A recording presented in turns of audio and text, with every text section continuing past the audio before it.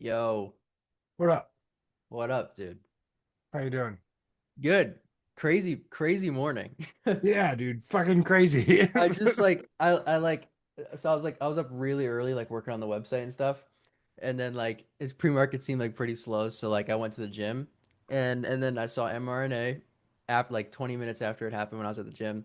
Um and then just now I come back and market just starts ripping. Printing money. Free money. Who wants some? It's kind of cool though because we can kind of use today and tomorrow I feel like as a pretty like key defining kind of spot with like seemingly all like the good news coming out this morning. You get the SK Hynix buyback, chips are up on that, you know. Mm. So if we like rally into the gap and then sell off this, that probably wouldn't be very good. Maybe a little news failure. Yeah, that would not be good. I again from the video yesterday. I mean, I was trying some things yesterday. I still have TQQQ.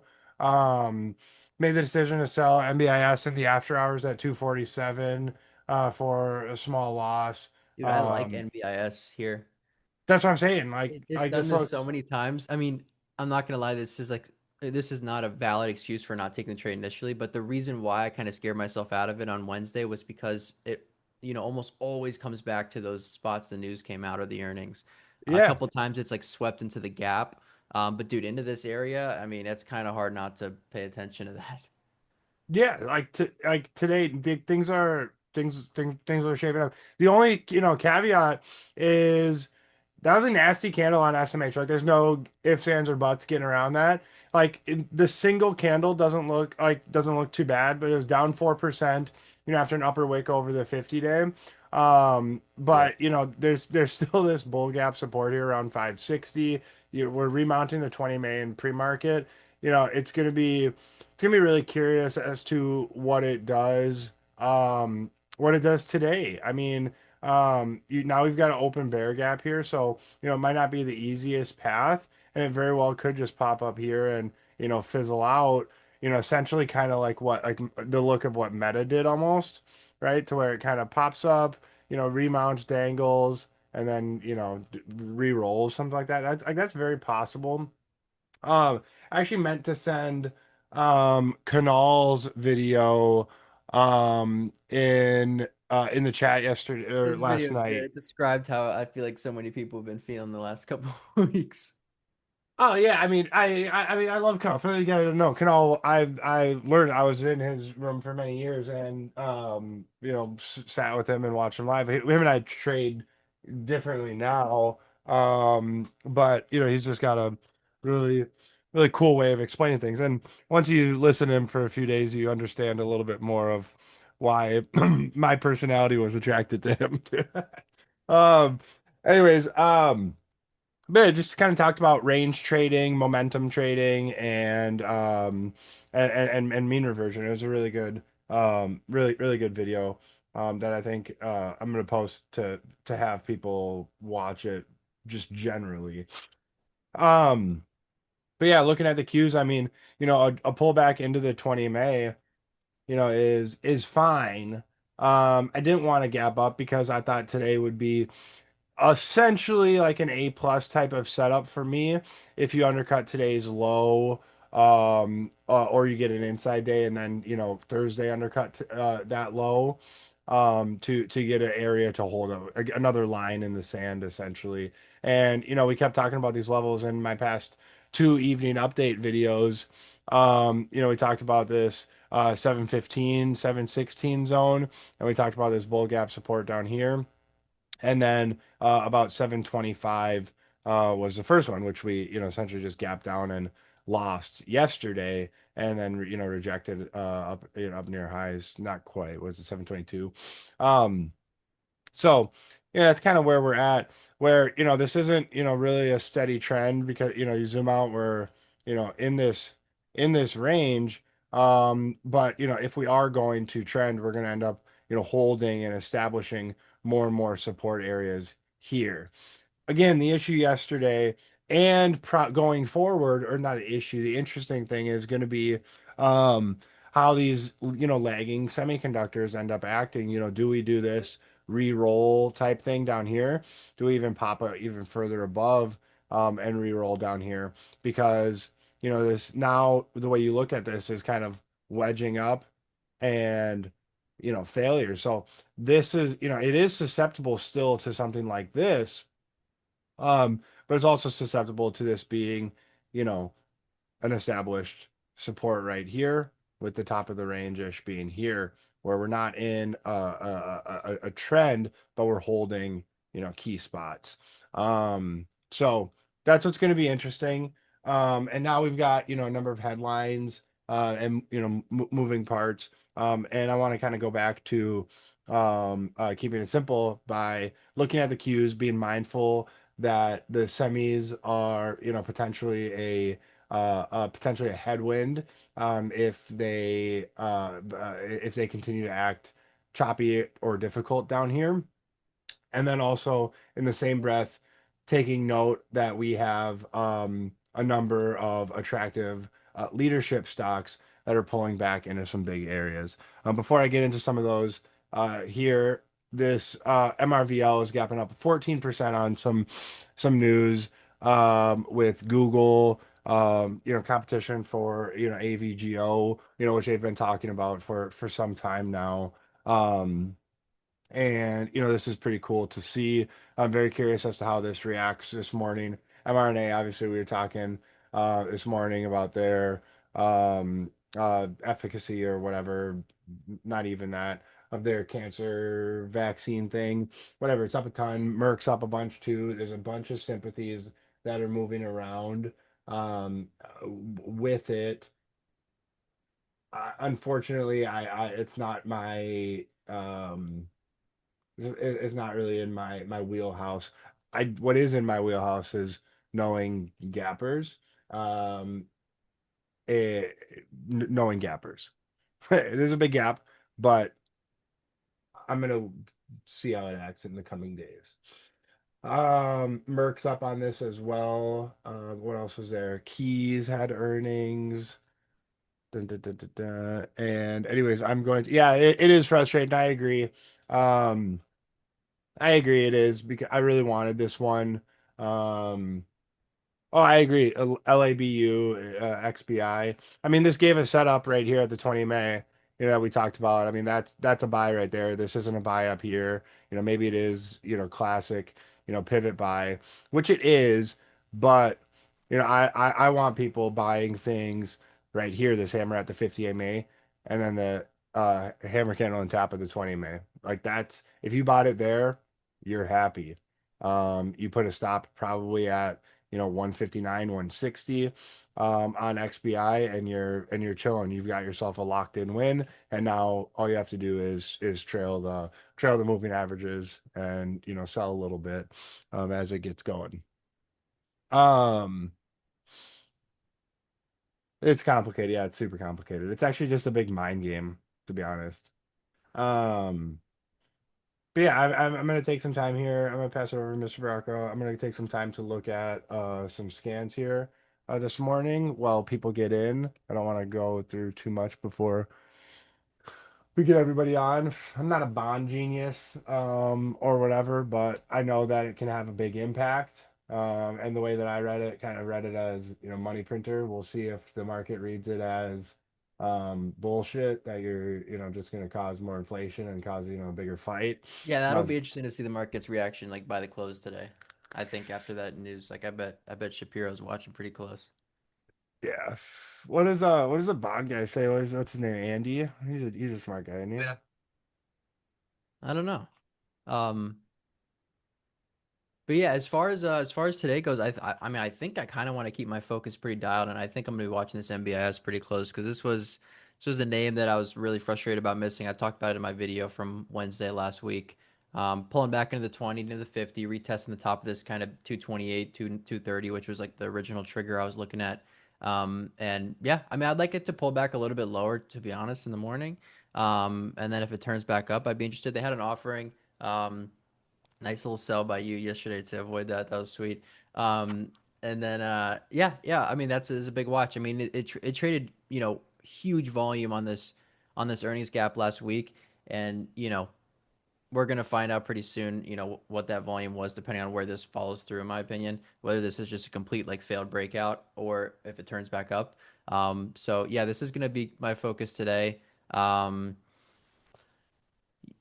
some of the memory stocks look interesting. Like MU's an interesting spot. STX too. I don't know if I really. I think I'd rather focus on NBIS to be honest. The thing about the semis, and we've been talking about these.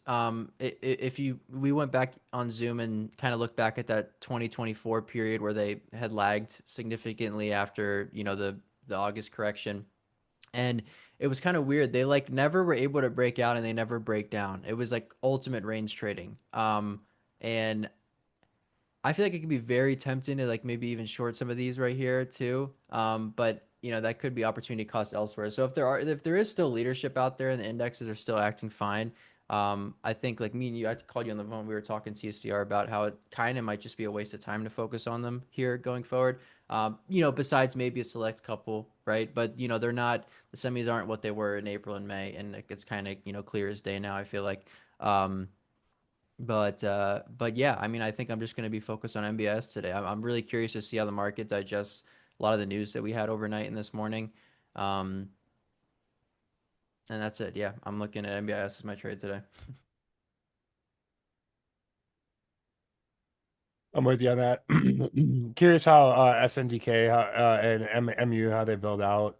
Um, Ideally, you'd get tight here, continue to establish this like 900-ish zone as support. Even potentially dip down into here a little bit, and just kind of build around this spot. Same thing on SNDK, whatever that is. I think as long as we're kind of holding this big update about 1550 or whatever it is, 1540. Um, yeah, I think that's positive that we can do something like this, and it'd still be fine. Even potentially deeper.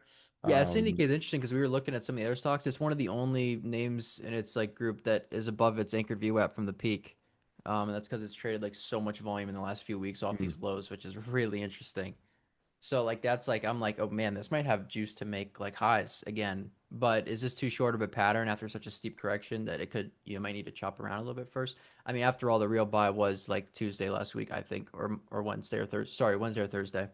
yeah. If you were wanting to get in on these, I think, or you wait for a proper crossback now. An undercut today would have been sweet on like a gap down or something, but its gap up is interesting now. That's why Gapping up right MBS into the is gap. interesting. In that same breath, I do still like the Intel gap spot. Again, ideally, I think they need a little bit more time. It's not exactly where my focus is. Um, I'm still watching this HPE. So I sold some at 55, 55.20, 55.10 yesterday. Um, got a tiny bit left, so essentially negligible. I still have Dell. It's at 470 right now. But looking at this HPE, I think this is still reasonable to have on your list here, as it pulls back into the 20. Um, and yeah, I've got it on my list essentially for a rebuy. Um, You've got things like Shopify down 3 days in a row, potentially setting up for an oops reversal post earnings. I mean, very, very classic earnings setup here that I think is attractive. You don't necessarily have to, trade all or any of these ideas, but they're going to be, at least good to know what the market's doing. I'm curious as to how Unity trades over the coming couple weeks or so, how it builds out. It's too extended here, but this is one that I'm gonna be watching and tracking for a flag. Just kind of going through my list here. Twilio is another one at an interesting gap support spot. Um, so we've got things in position is essentially what I'm trying to say. Um, and to make it even more simple, is if my 7260 buy on TQQQ we can't get going, chances that other things are not going is pretty likely. Um, so I'm okay. That's why, it's one of the reasons why I got that. I thought that I was thinking about FNGU. I liked that Amazon pullback. I liked Microsoft and a variety of other things. I was like, okay, let's just, take your own advice and you can grab some TQQQ. So we'll see how that acts today. Um, I want to keep going through this list. What do you guys have?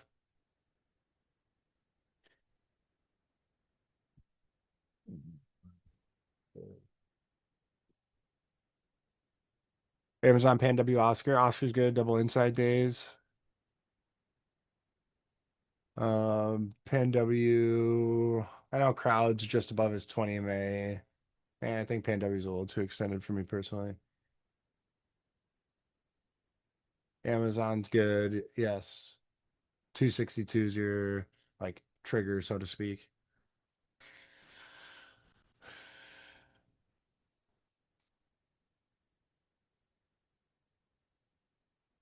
Yeah, TER, I'm still tracking this. I want this to build out just a little bit longer here on the daily, this 400 support. I mean, it essentially tapped into exactly where I wanted it, where we were talking about on Friday, into this 397 to 390 zone.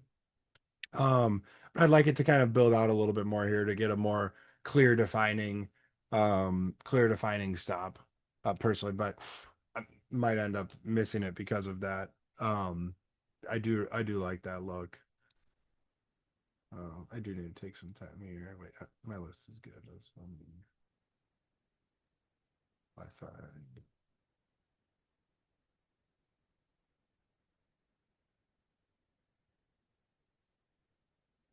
Yeah, for bios, I'm just gonna look at I always will for future reference look at just the ETF. Good morning, Shep.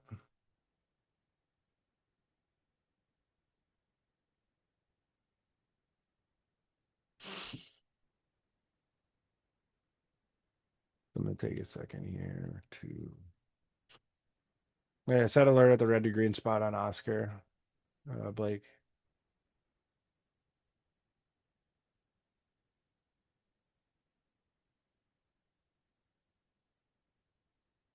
Core weaves at an interesting spot. This actually looks pretty good.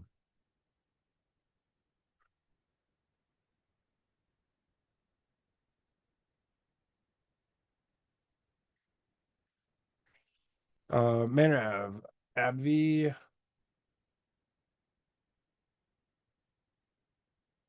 Yeah, this looks good. Higher low. Next higher low. Eli Lilly, I thought was Bible on Monday. Amazon looks sick. AHR, if it can tighten up a little bit. Core weave, I like. Yeah, Circle. Let me know if you buy Circle. I'll join you on that, man.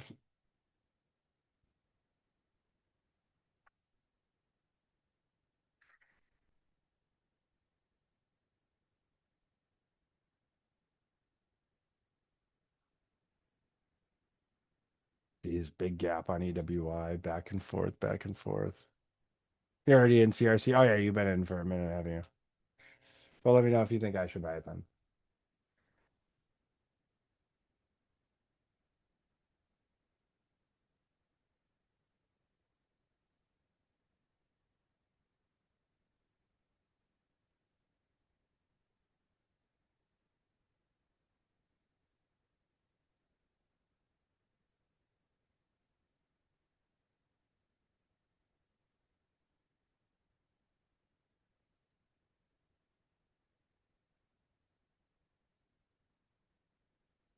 Yeah.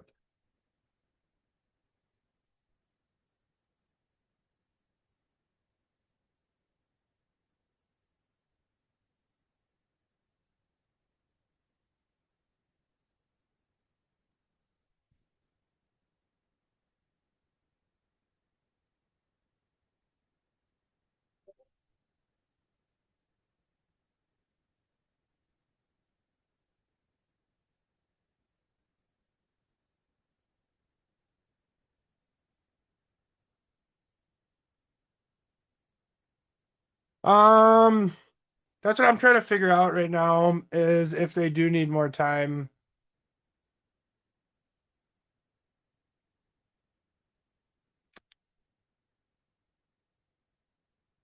I think so. It's hard to say. I think so. Basically, I'm the only one that I'm interested in is RBRK. And this spot here at $95. Um, yeah, that's it. That's all I care about.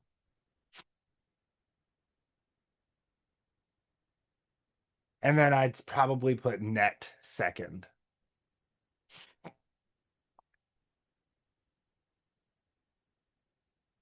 That's where I'm at.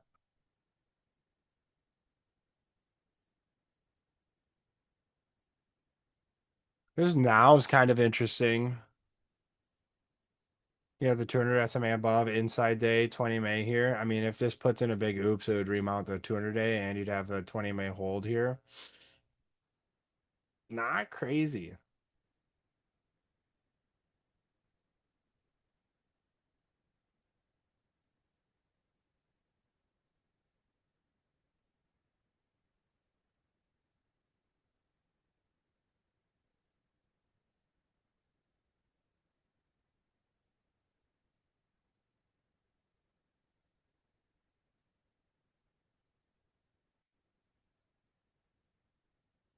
S Twilio sale.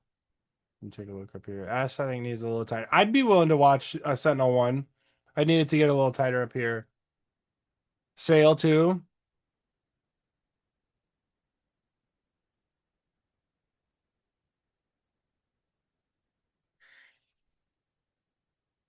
There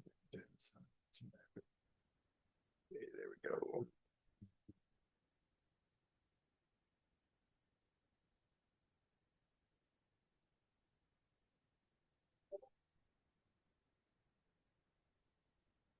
I'm not interested in RDW. Maybe I should be. Um,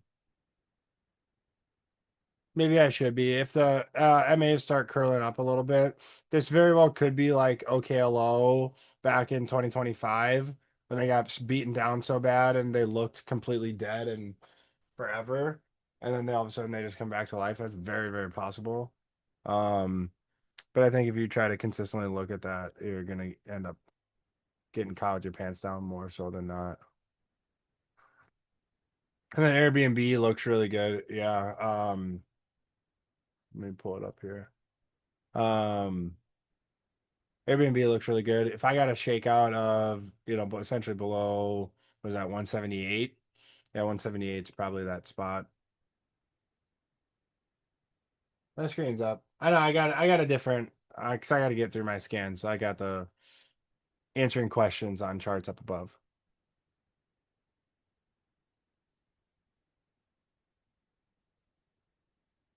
So I got to get through this list here.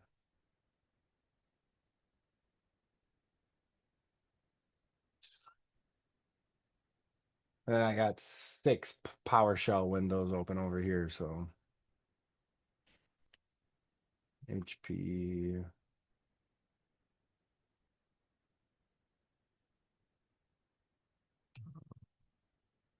And then Palantir, man, like this could be ready as soon as today. I'd like it a little bit deeper.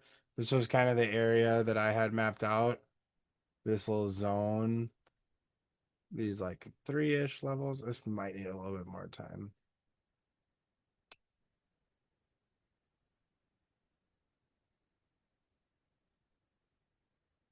Shop could be ready. What do you got there, Andrew? Sale. Hmm.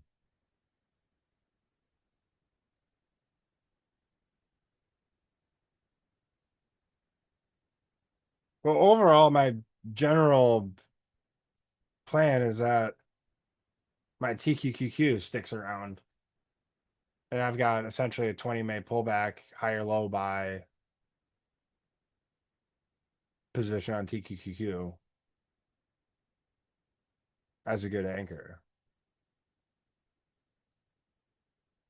And then from there, I want RBRK. Palantir's up there. HPE reentry possibly. TER, ANET, MBIS. That's my list.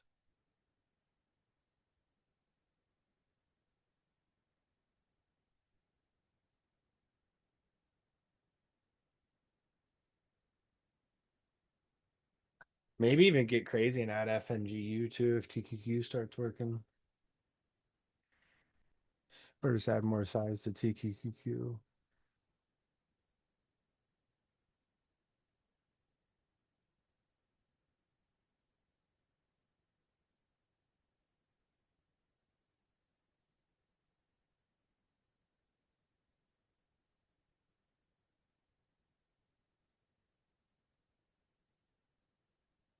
Even add more to Dell. Yeah, FNGU for sure.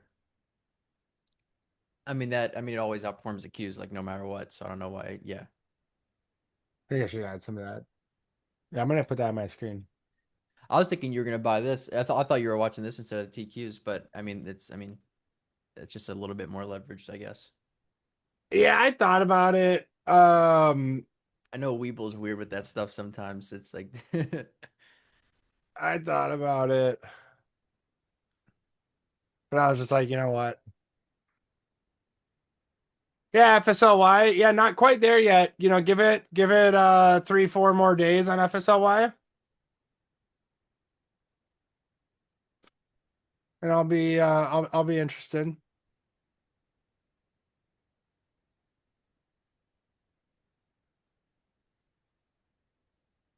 This butterfly too, don't sleep on this. This held the HVC yesterday. Dude, this is great.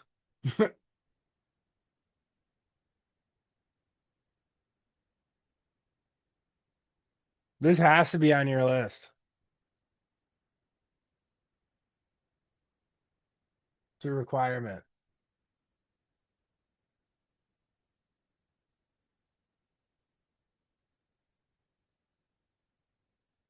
MRV. Oh God, this is going so much higher.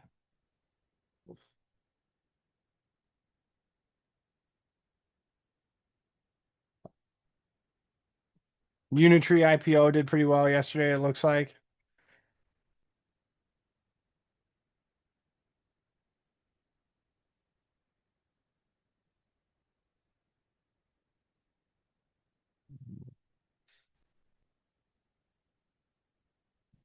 Got 10 more minutes still. Get rid of this shit.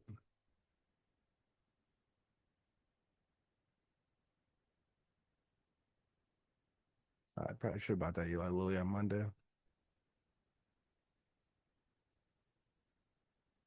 STX is coming back to the 50-day. This actually might be the better one if you're looking. That's this actually looks pretty good. Just think it needs a little bit more time.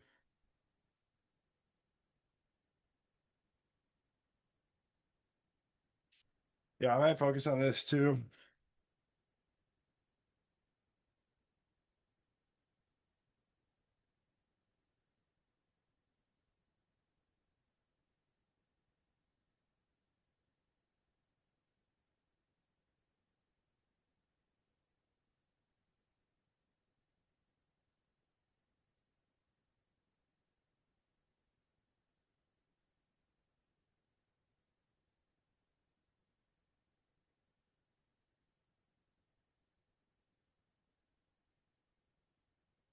Really does look insane.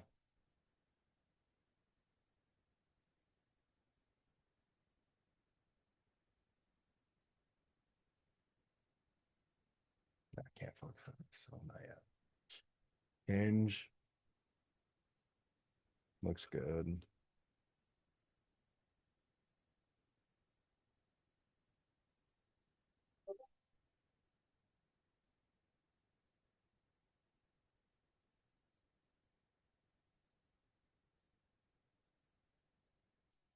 TSCM, maybe.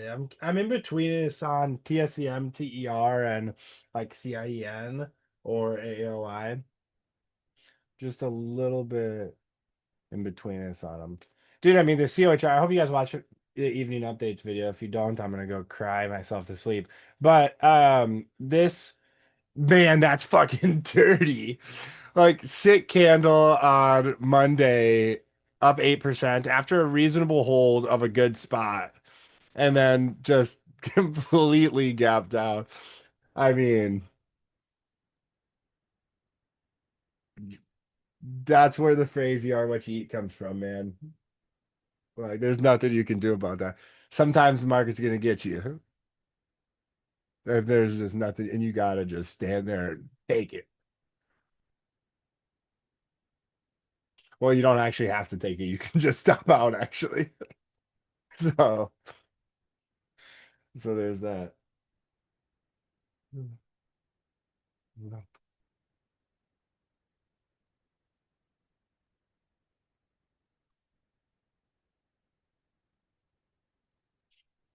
Shaz.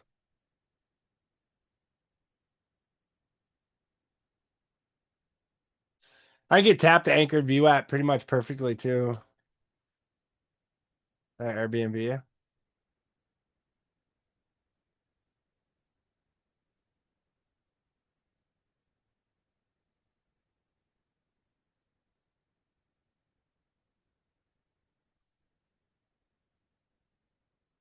All right, objective. Get what I want out of TQQQ so I can be comfortable with that. First objective. Second objective. Make sure Dell is situated. Third objective. Keep an eye on this MBIS pull back. Fourth objective. Monitor my list of about 15 names. See if any are triggering. Let's have some fun. Show them where we poop from, all right? Today could be awesome or complete shit. MRVO. Mother. Father.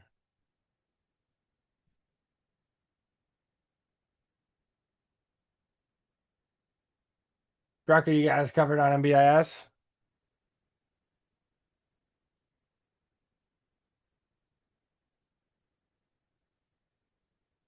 I'll take that as a yes.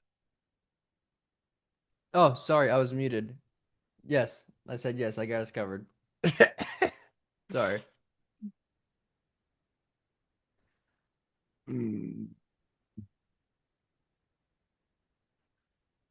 make sure that I've got everything on here that I need to. Man, these FCX and CLF look fucking good. Yeah, OST, no. CHR, HR.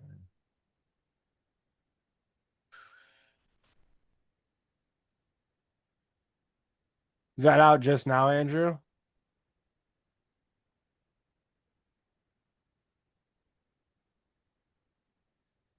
Not gonna lie, dude. That chart looks rough. What does? BE. Oh, yeah. That's the fun with it, though. I guess so.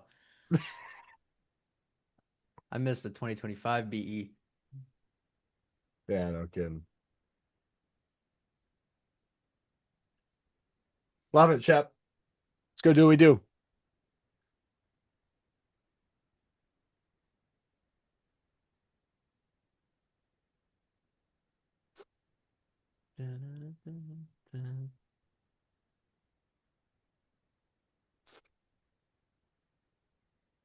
Holy shit, mRNA is gonna trade a lot of volume today. Yeah. 10.5 million shares just in pre-market. Oh my god. Highest volume in a month.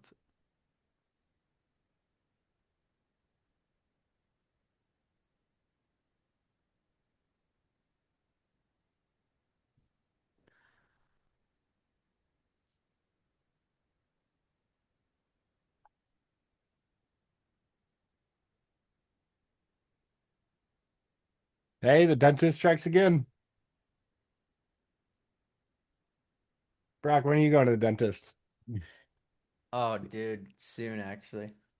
Good, we need to I remount. haven't gone in quite a while, like you as well. Not as long as you, but it's been a bit. But I take very good care of my teeth, though. I don't.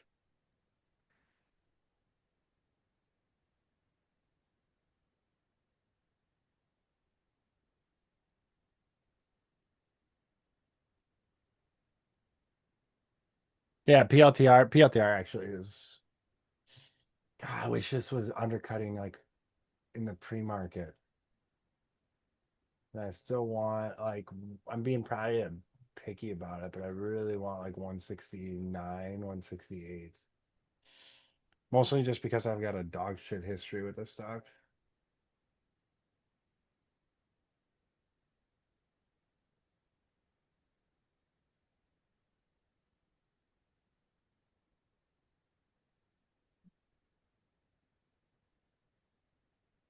Do they make those? All right, ding ding ding. Let's go do what we do.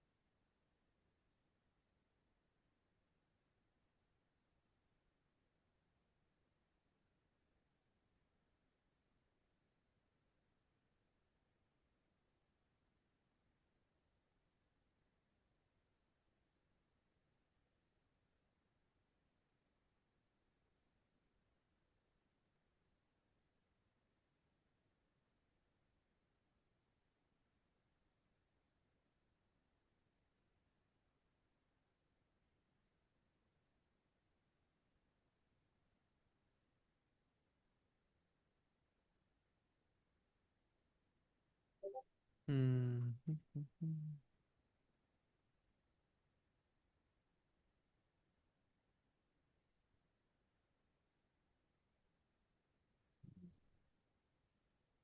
Marvel acting good. Butterfly acting good.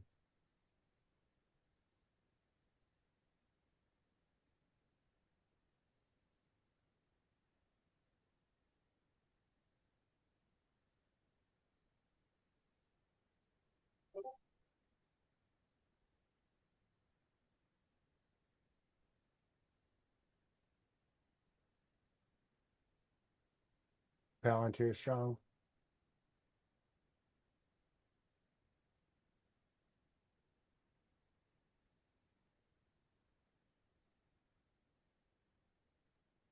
Marvel good.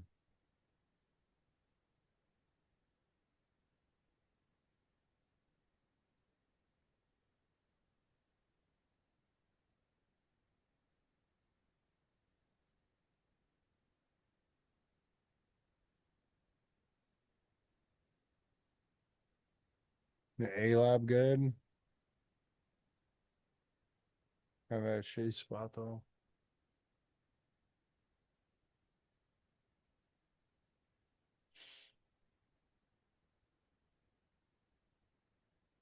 Thinking about this FSLY here.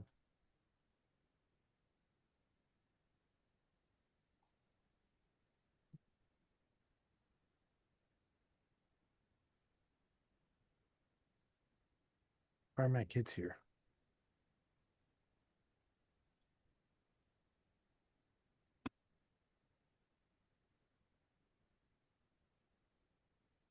Yeah, Palantir is strong.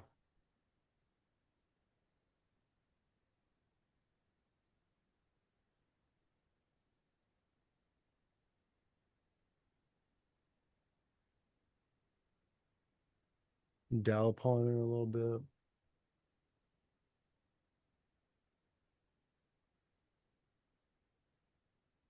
HPV too.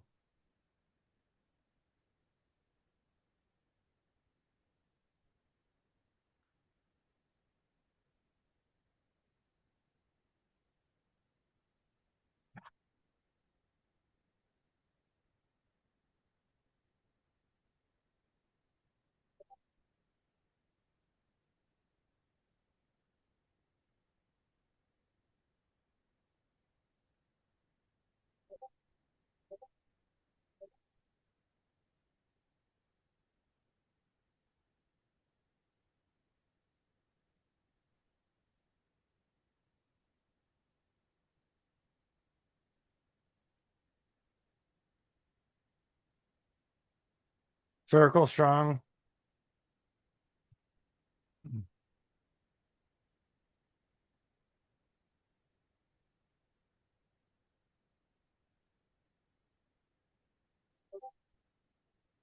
What do they do, hey, Andrew? Zebra.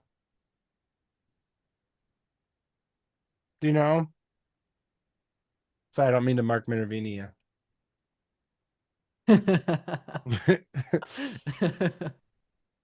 That was a good one. Oh man, that was funny. I know they had a good earnings gap up, and I've got it on my list too. So I see communication equipment, so I'm guessing some sort of, I don't know, telecom, AI, something or other.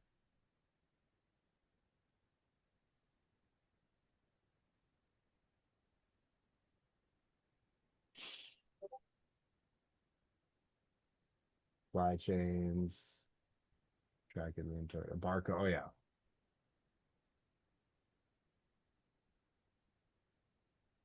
yep, yep. All right, pulling back a little bit so far, fellas and Beeb. Intel's under yesterday's low. Palantir strong. I think it open for the semiconductor complex.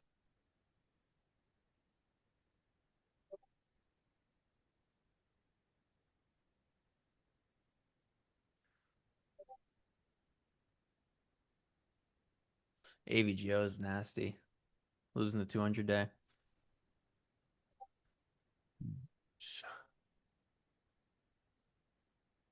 Man, I think TEM is just up with mRNA.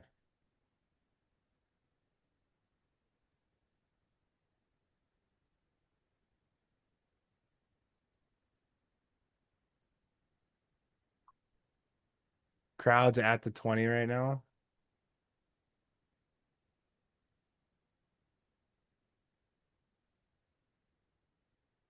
Shop's acting pretty decent.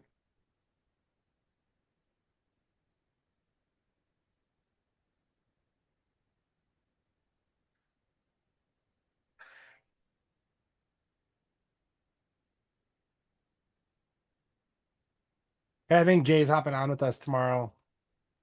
What? Mr. PBA. Really? Yeah. Dude, sick. I was like, dude, just come on with us at open and hang out for the day. He's like, all right.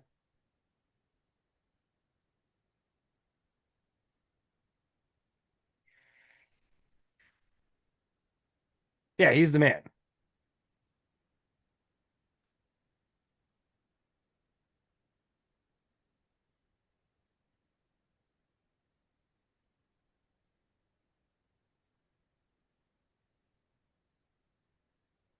Butterfly for sure standing out. This looks fantastic.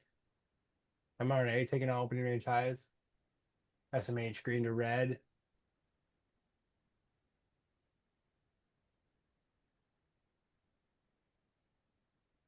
On MBIS is offered. I didn't like that their terms are being determined at Um, issuance. I don't know if that's standard, if I'm just an idiot, but I read that as like a little bit of uncertainty in their offering. For those of you guys that read the details.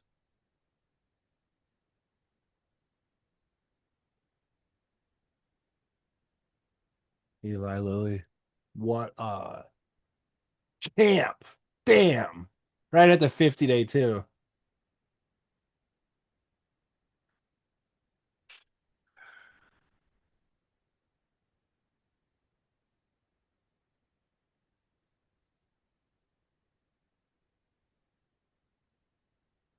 They gave a perfect oops of the 20. Like literally perfect.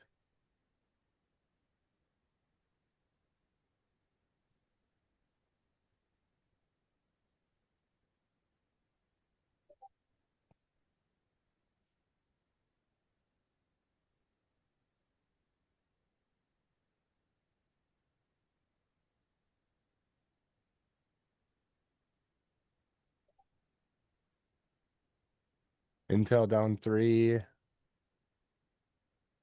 Shit, arm kind of looks like a short. Yes, Mr. Pato. Hey, good call on that MBIS offering, by the way.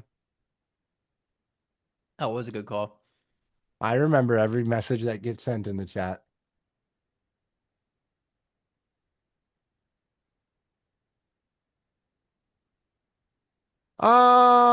They can be, they don't have to be. An open equals low is a form of an oops. Well, open equals low doesn't have to be an oops. It's like the what's the syllogism, right? To where an open equals low that is an oops is strong. All open equals lows are not oops. All oops are not open equals low.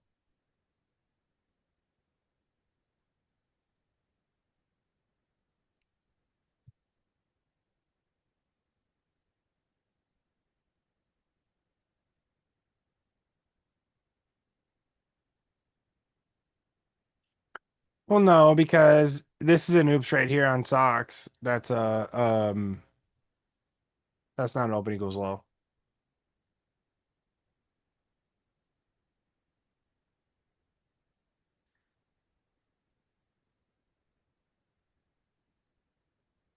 Ah, service now. That's actually a good look, guys. Remounting the 200 day.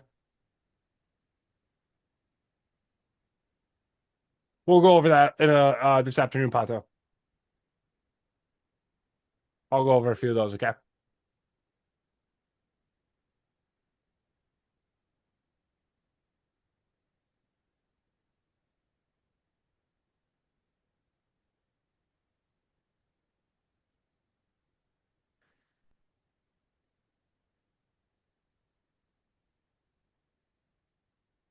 And this whole WGMI group is like really breaking down.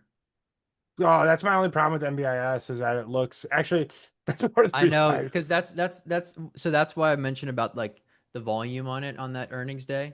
Like if it's trading that much volume and can't continue the couple of days later and gets faded, like with the whole group week tells me there's like a big seller into that earnings pop. You know what I mean? Like big sellers. Like I don't know. Without the group strength, that's a really tough trade. it is.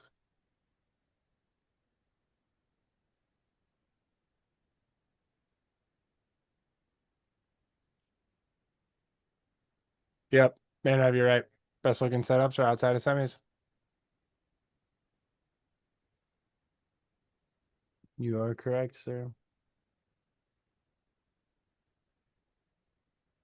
Yeah, I don't I haven't looked at Cypher for a minute. I'm gonna track this service now hourly. It's coming in some resistance. I'm gonna need the hourly higher low to get in. I'm not anymore. I used to be. Would you be able to? What question did I have that he answered?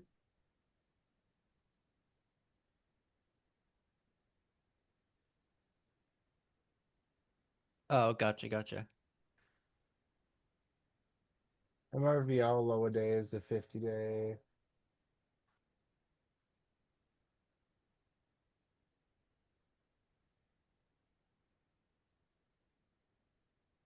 Oh, I saw that post. I did.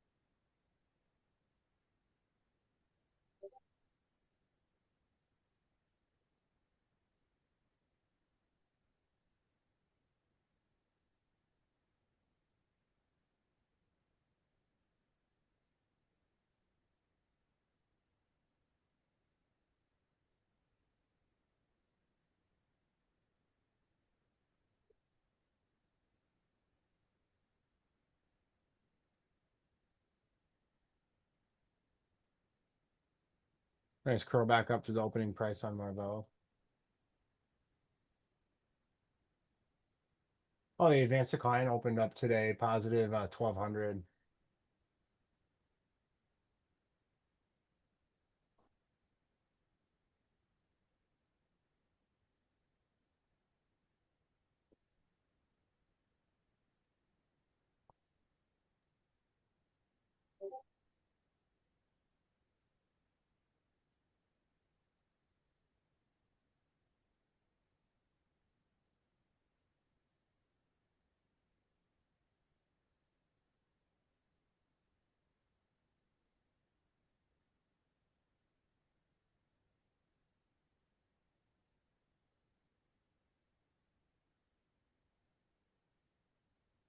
And Corey's got a little lower wick.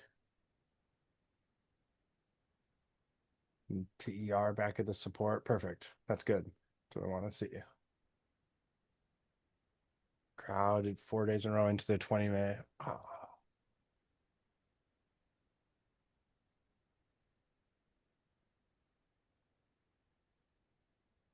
I watched 3108 on Oscar. It's a tough trader, by the way, but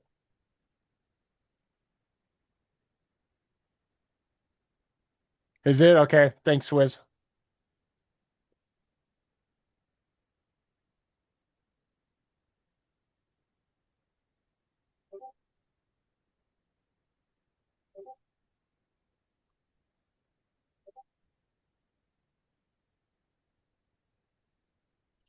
D Dog, kind of weak. I know people aren't watching this anymore, but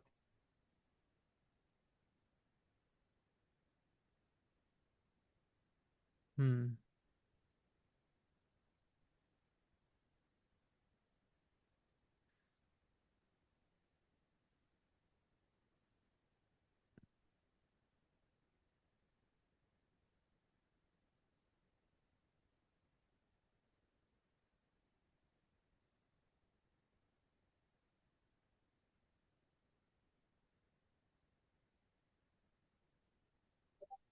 DOCN weak. Dell pretty weak still. The highest advanced decline rating we've had in quite some time. I Yeah. don't feel it across the board today. It's dude, it's all in all the top gainers are metals stuff. BIOS. Metals stuff from that move from like that treasury headline this morning, I think. They were all Mm, ripping and bios. Yeah. I mean and health I mean look at XLV, dude. yeah. Exploding.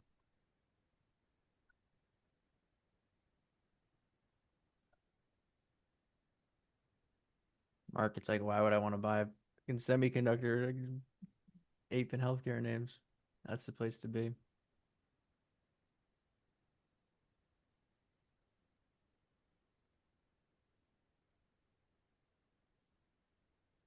That's nasty. Q's back at yesterday's low.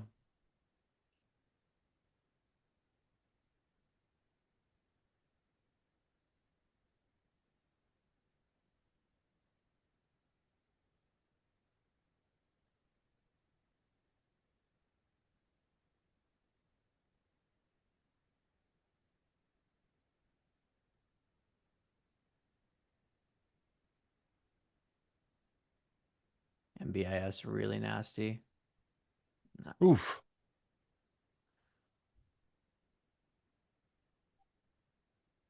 What's a low 216? Wow.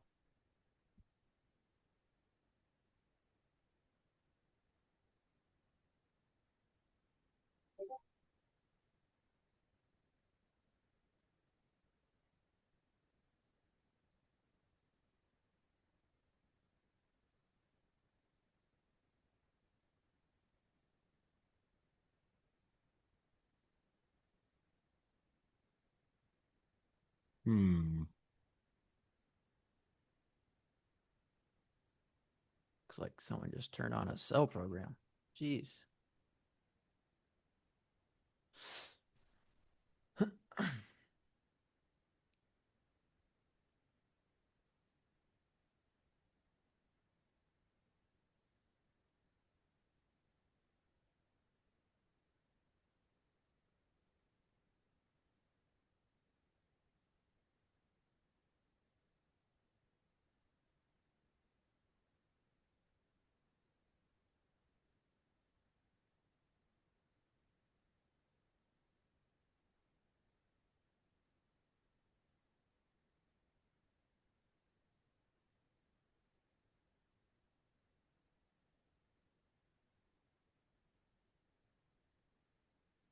Hmm. That is a crazy advanced decline print today. Wow.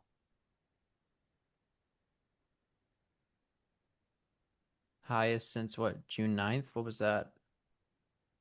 It Oh, was basically right up there at the top of the range. that was when we had that big bounce back day. Yeah.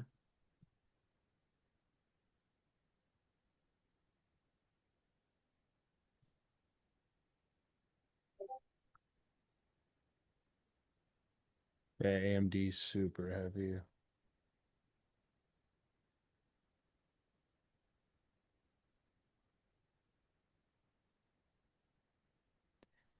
This looks like that news failure we talked about in the pre-market so far.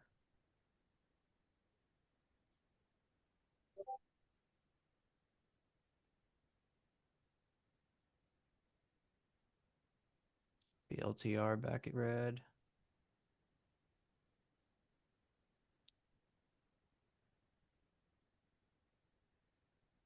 Hmm.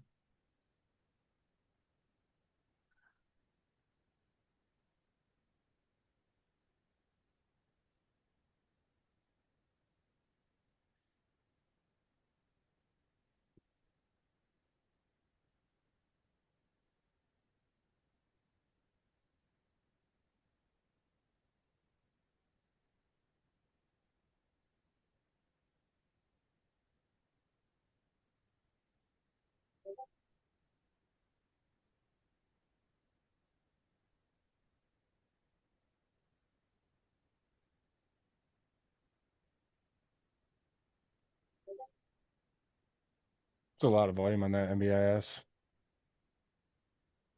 Yeah, dude. People are probably pretty trapped in this, I would think.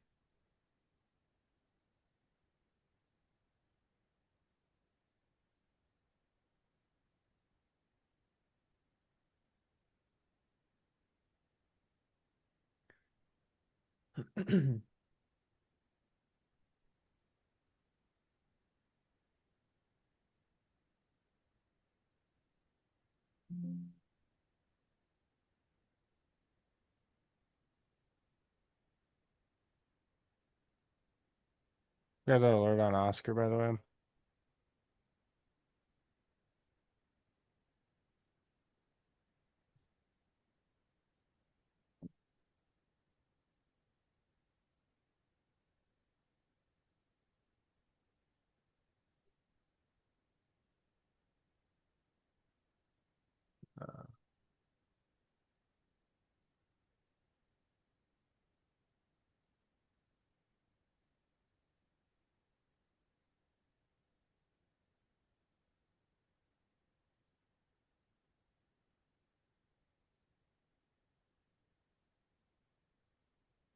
Hmm.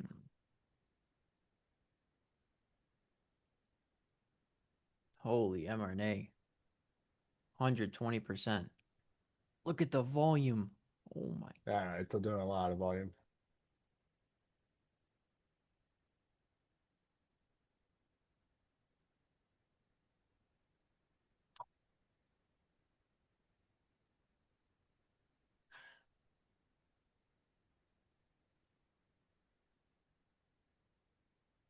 Airbnb strong, service now strong, mRNA strong.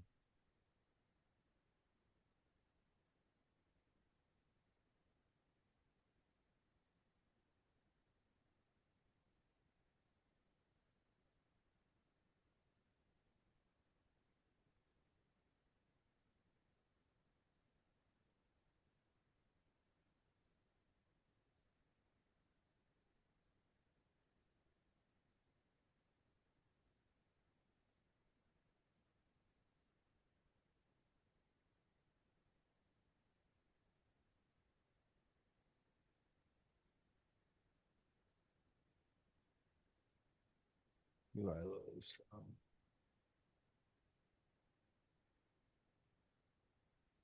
I don't know what this NEOG is, but that looks good.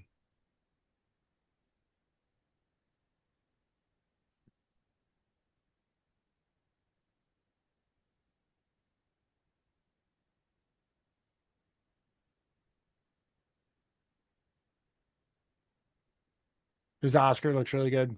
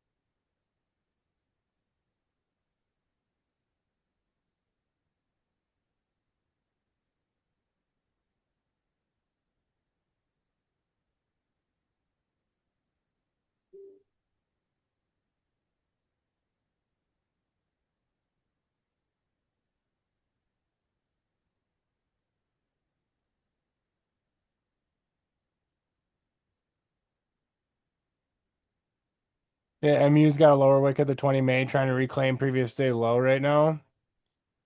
Just reclaimed previous day low, 926. NBIS hit the gap support from its earnings low.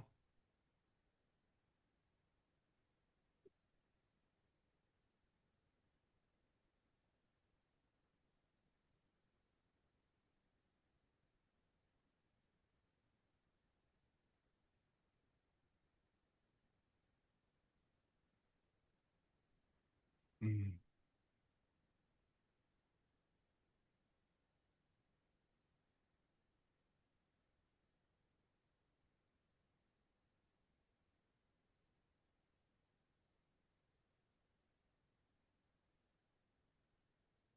I don't know, man. I don't like that group breaking down.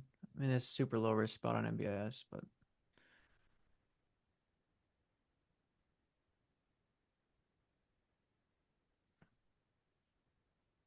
DOCN,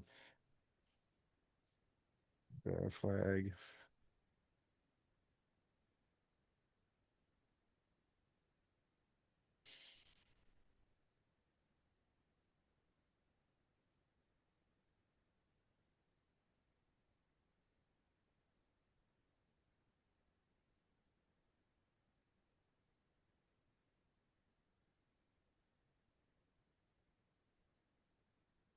Mine is ANET as well.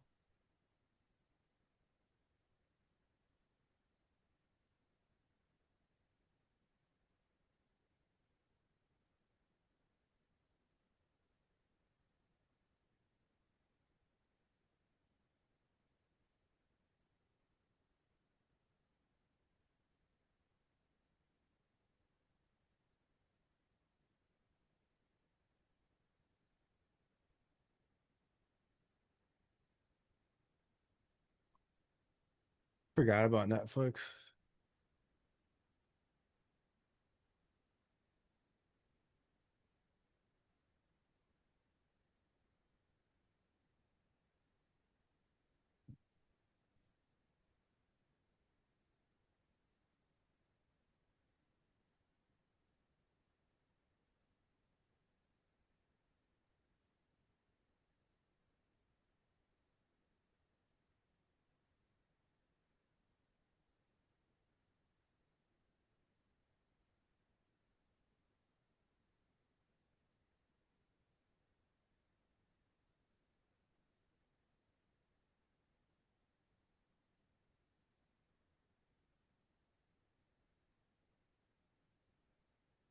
Julio's in a gap support as well.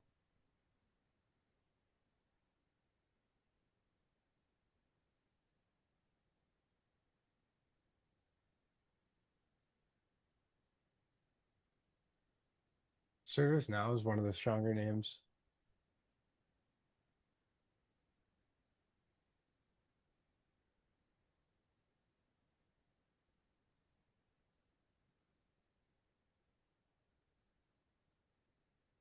Obviously, all these biotechs, gold.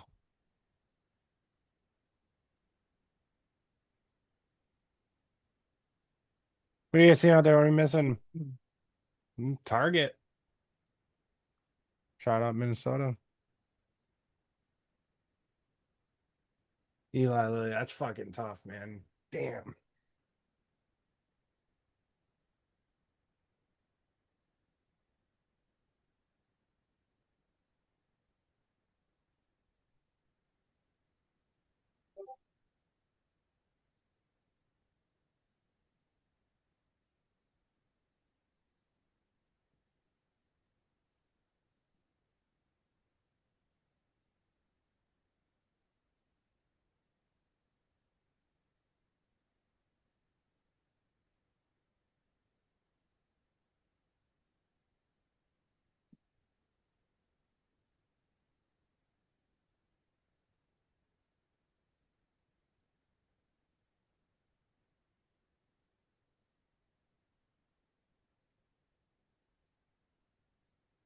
Dude, this Carvana could be set up a monster cock short here.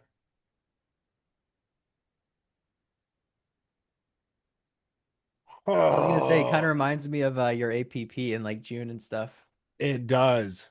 They just like the action feels so similar. I don't have Tesla on my screens. Let me take a look. I have no idea what to make of this at the ask. I'm sorry. I don't.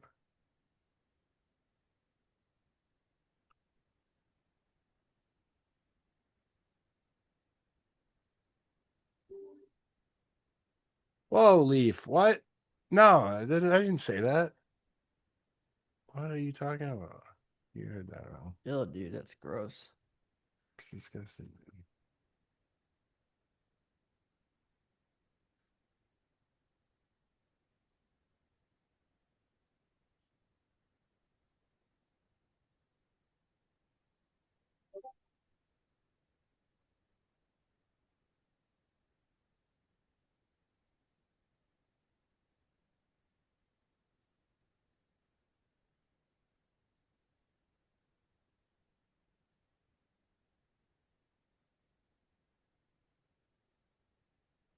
No, Leaf. That's exactly what I said.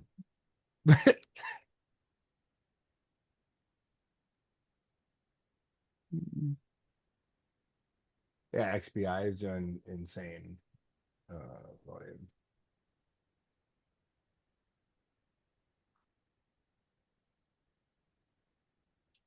It's gonna do probably do 20 million today. Look at that mRNA daily candle. 52 million shares. It's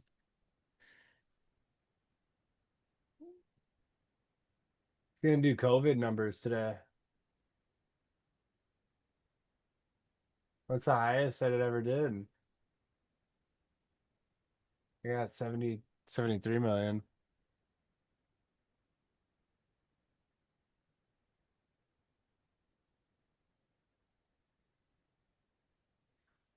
Mm.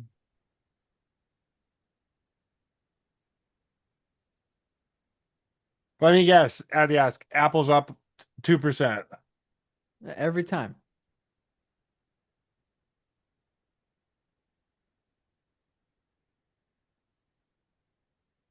Unreal.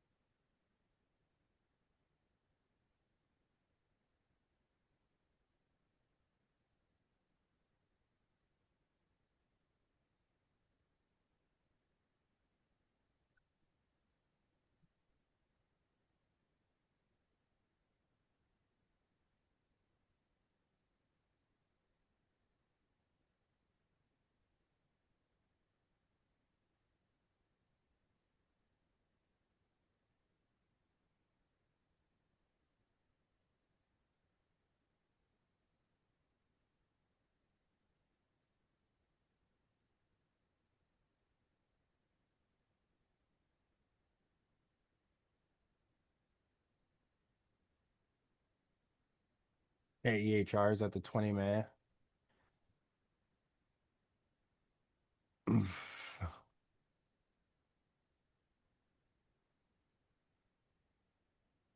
Oof, no. Probably end up stopping all the rest of this today.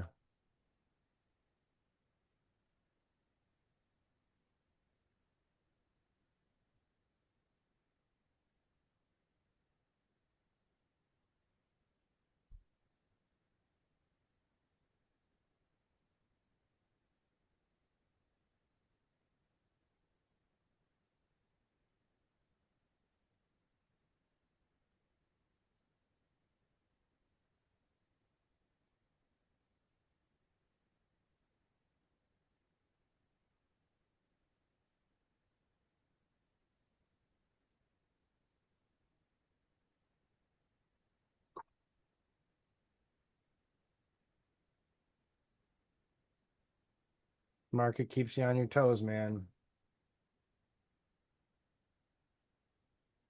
Let me tell you.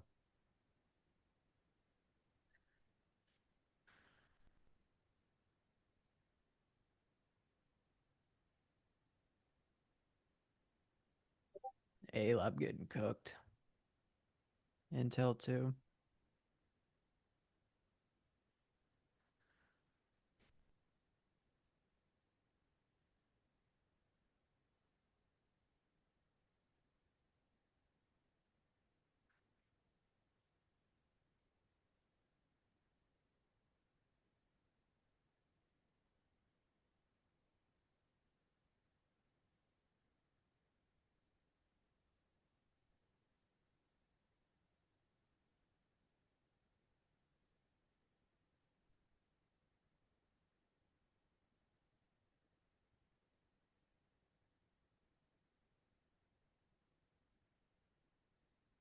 Oh damn, crowd down 7%? Yeah, it's getting smacked. Whoa. You know who sent me a screenshot of this yesterday or a couple days ago? Who? Mr. Dark Oblivion talking about the top of the trend line. Oh, the if you draw it from like the May or June high. Yep, and now he's shorting it up at the top of the trend line.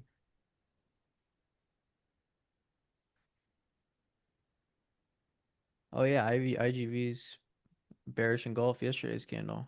Damn.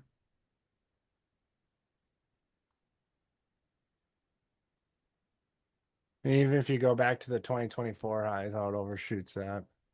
Now he thinks it might come back down and retest the top of that. Well, RBRK is coming down. There you go. Oh yeah, Bitcoin. Well, MPC.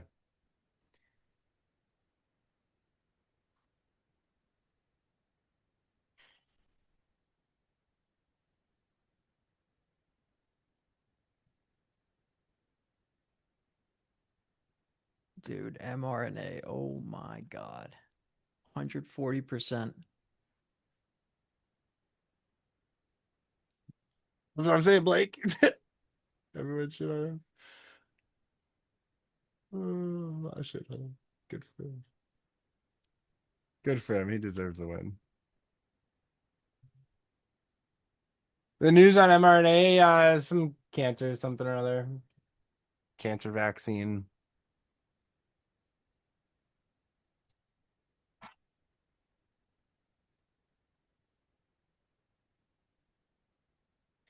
I think that's the yeah, this is the biggest move I've ever seen on a options contract overnight. I think since I started trading on mRNA, 500,000%.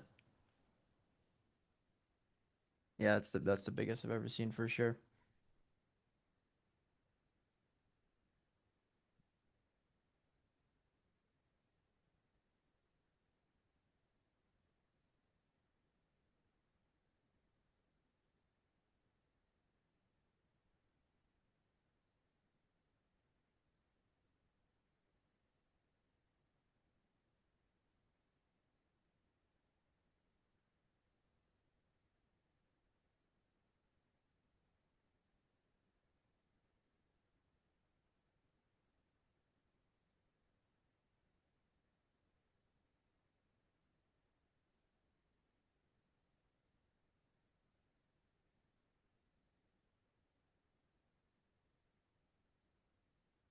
'Q's taking out lows right at the 50-day right now.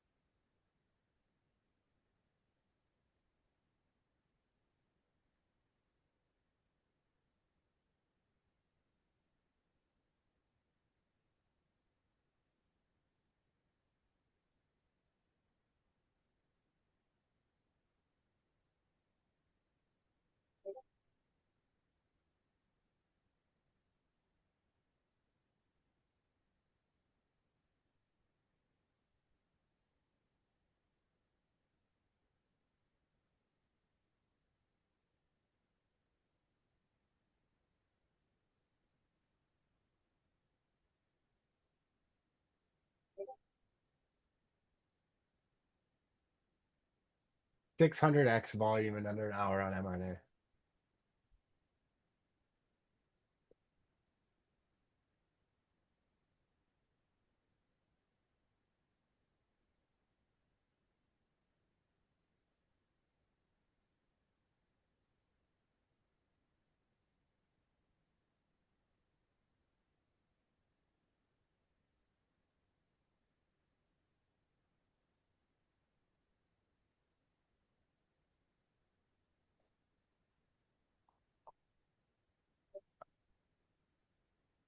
What do you got there, Buckethead? Appreciate it.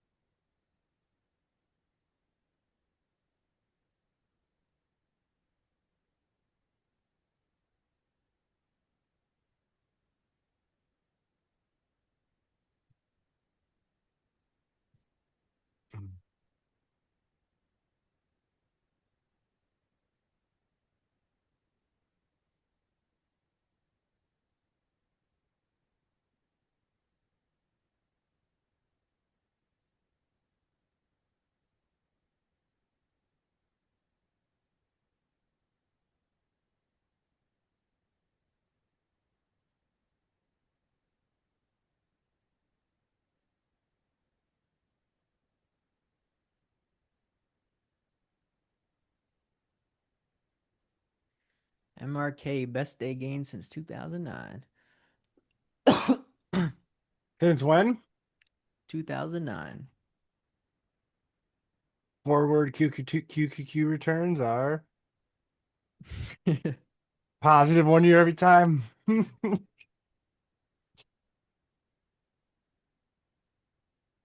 joke.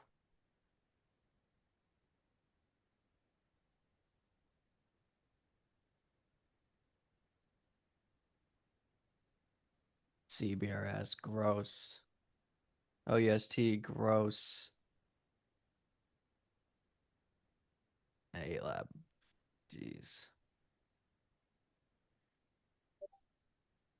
AVGO. Oh my gosh, some nastiness.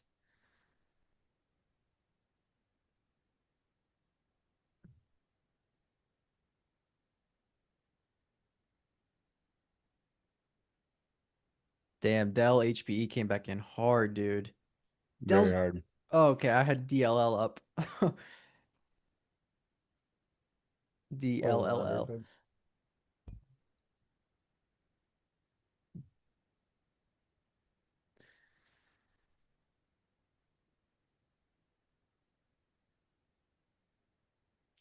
This is a major wear you out, scare you out market right now, dude. I'm both worn out and scared out. What about both? Yeah.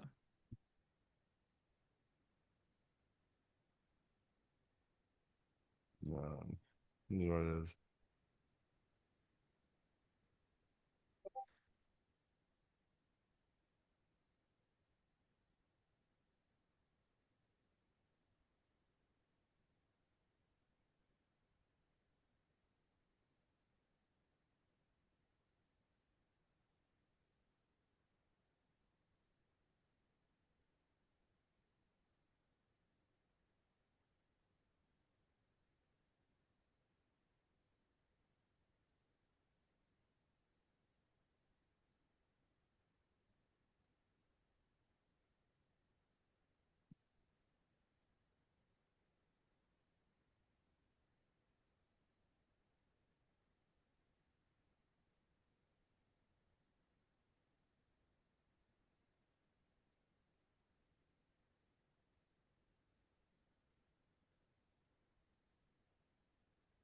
What stocks are you left with right now?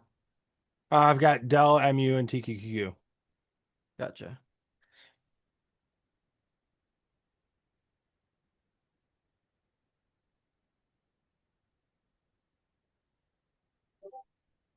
Taking a pretty decent hit right now.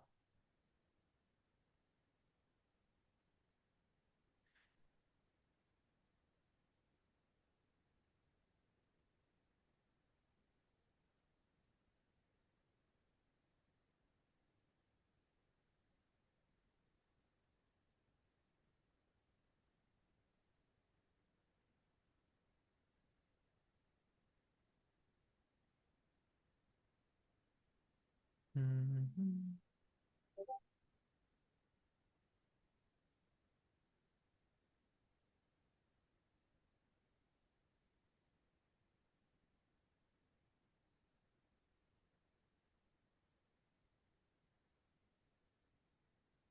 I probably should have given some more attention to this mRNA at the open. Carry. Is there 2x mRNA? Oh my God, there is. Is mRNX there up really? up 270%. It's traded $127 million volume. Oh my God. Has to be short, just getting destroyed on this today.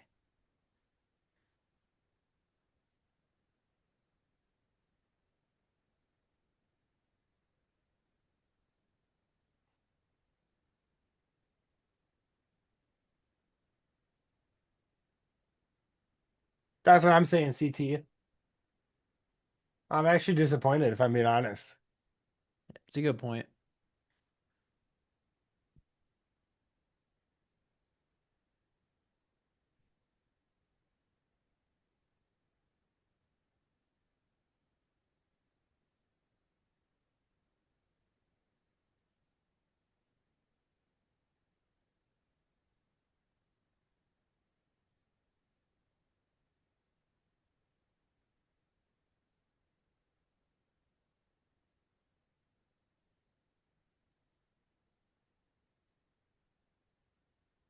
And this chime looks pretty nice.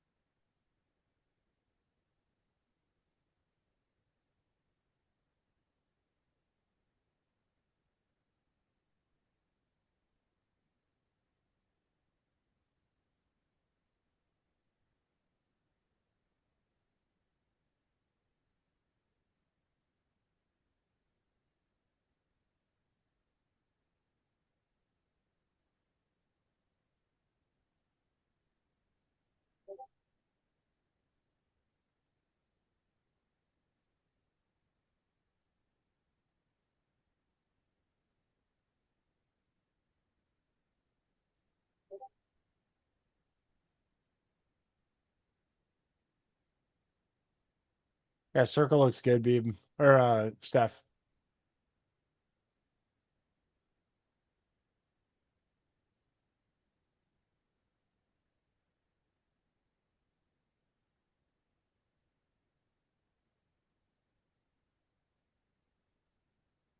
You think you think Flanders bought mRNA today? Yeah, I don't know. You should ask him. You gotta think.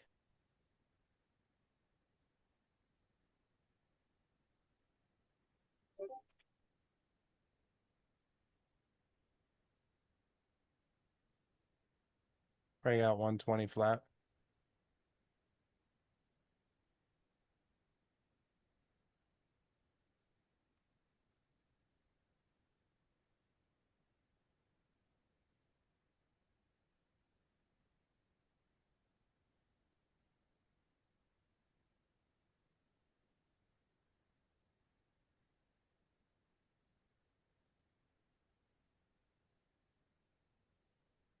This thing might have like a little parabolic blow off intraday, to be honest, with the way it's kind of moving up.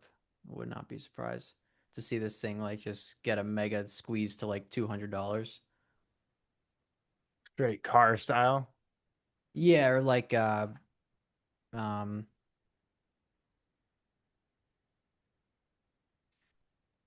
what was that one that had the crazy pre-market move on earnings the other day that you shorted? Oh, docs. Yeah, like something like that, like intraday. That volume characteristic in pre-market was textbook.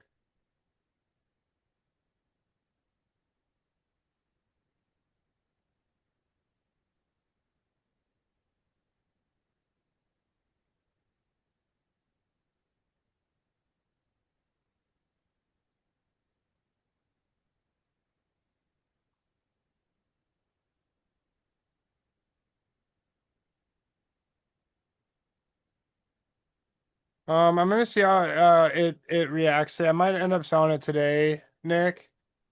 Um, it's always where it's interesting is as stocks are kind of drifting into the 20 man. Um, and how to manage a winning position against what ultimately could be either stops or buy signals, right?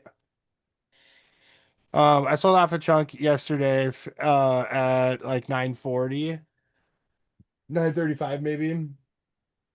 Um, so I'm a little bit less concerned about that and more concerned about monitoring this Dell into this support. So far it's basically round trip the rest of it on me. HPE I sold yesterday at 55.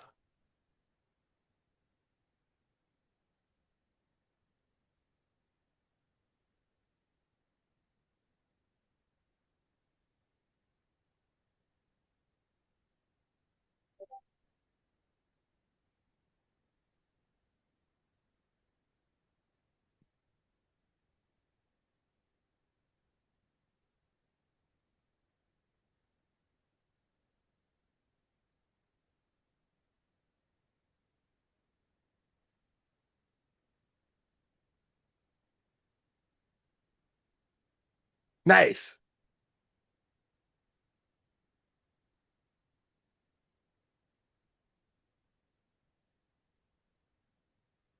It looked like a Zen setup. That's why I was trying to tag you in it.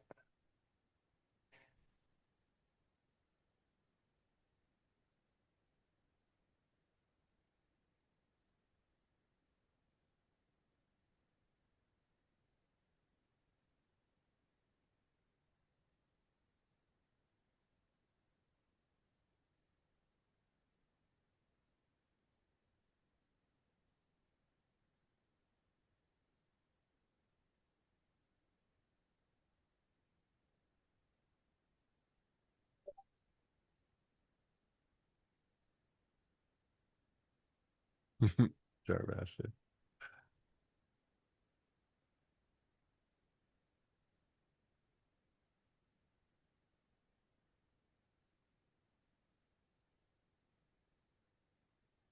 Yeah, man, Rev.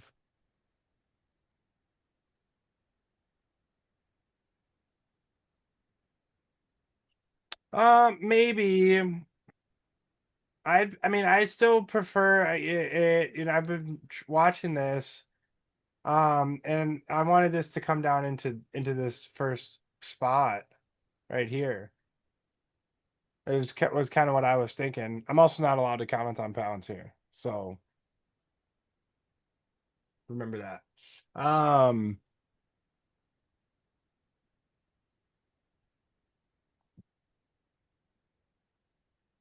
So ideally, you get this this spot here, right?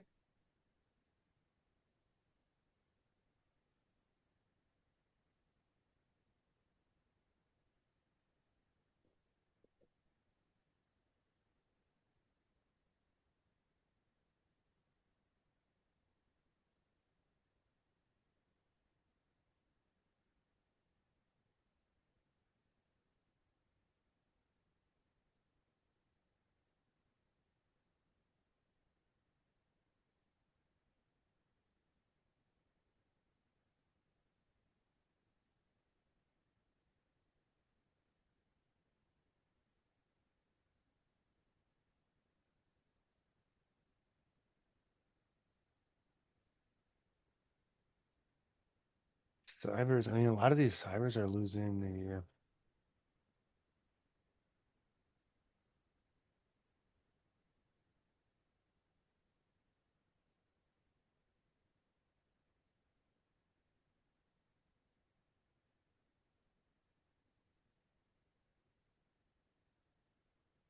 I mean, here's the truth: is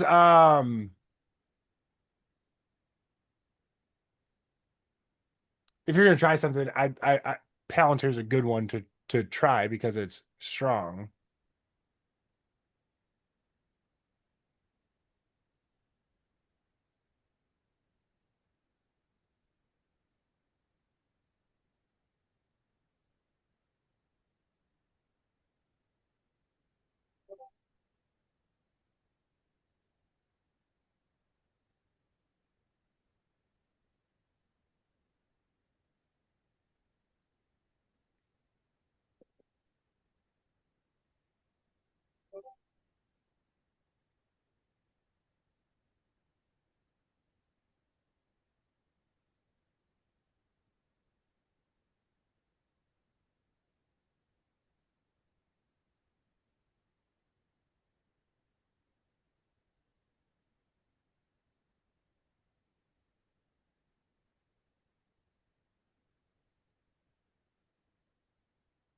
The MBS is getting a little 30-minute hammer.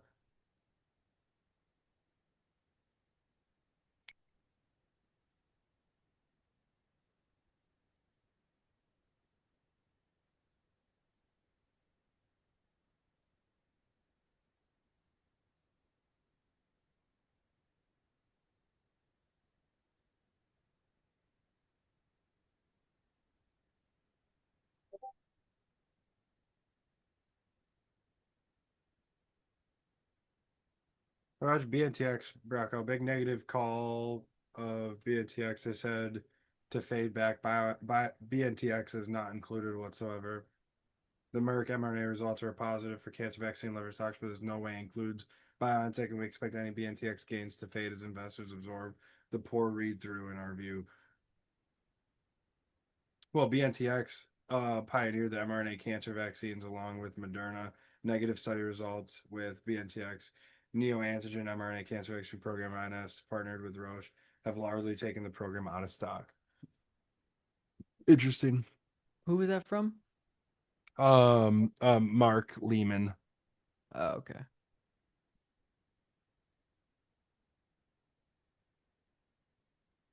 more of a VWAP fizzle. You got a pretty clean trigger on that through about 112, I'd say.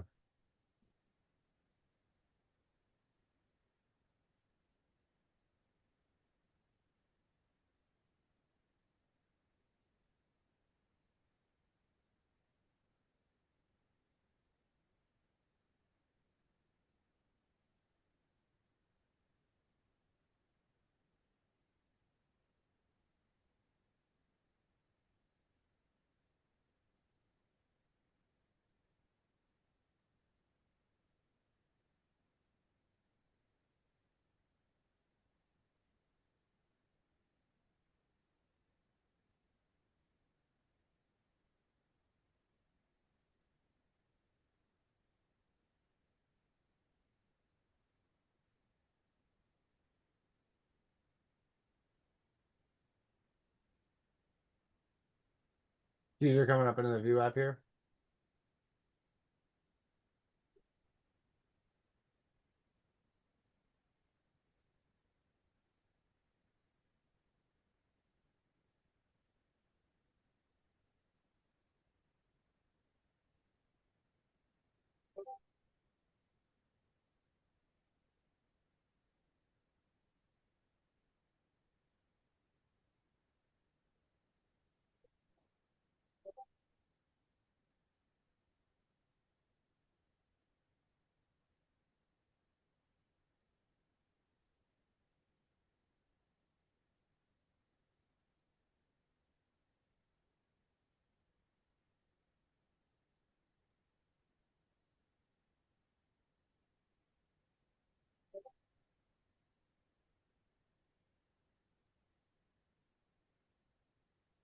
That Q's just undercut a pretty big 715 spot.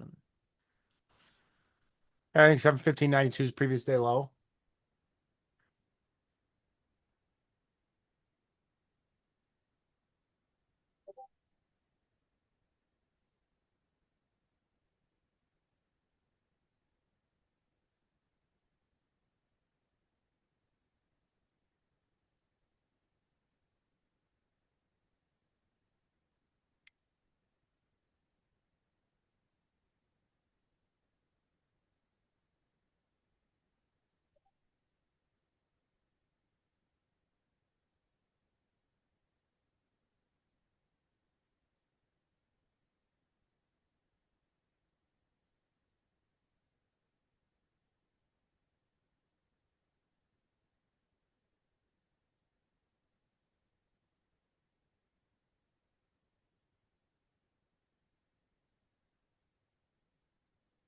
MBS coming to the view app right now, reclaiming the 50-day.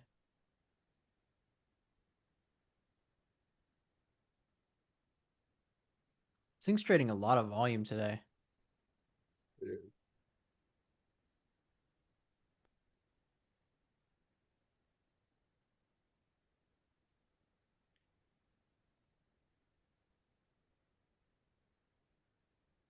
Q's reclaiming the previous day low.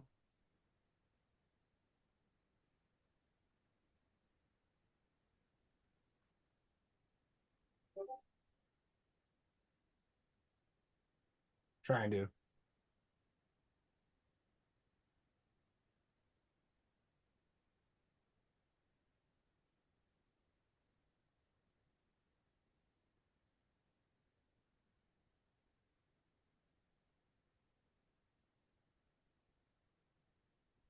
That service now is very, very strong today. Yeah, just reject. I know. I was just about to edit it.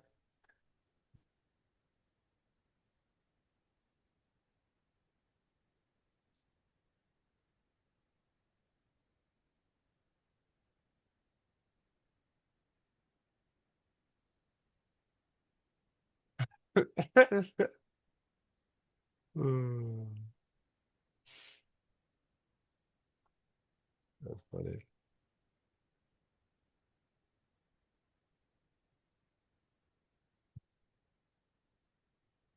Mm.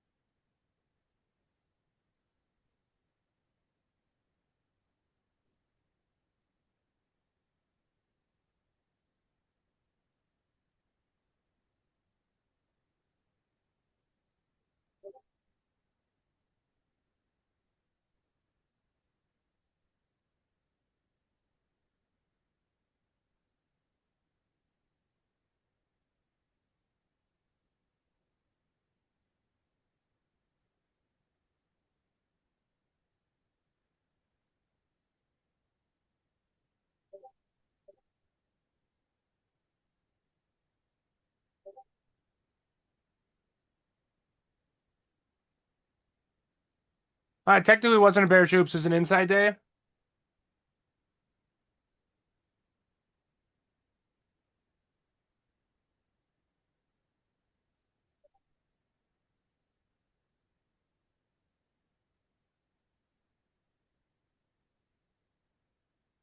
And I want given the tightness of my risk and that it wasn't like damaging.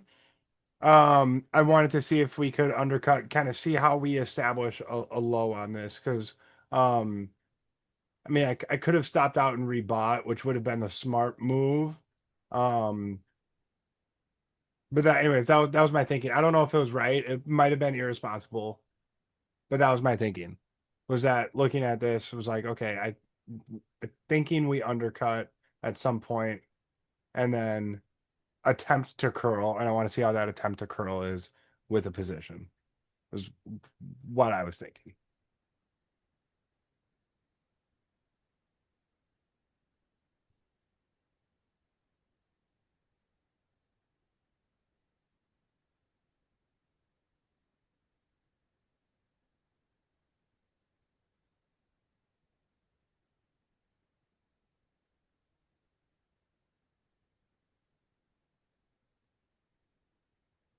Some 30-minute pivots out there right now.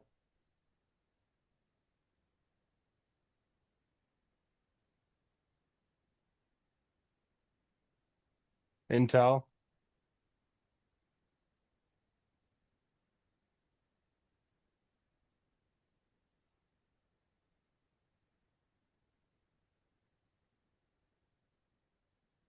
NBI mounted VWAP.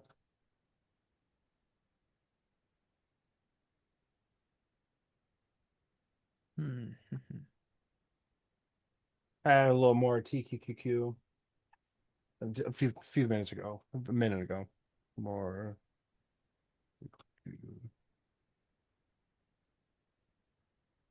And I'm kind of trained as a new trade.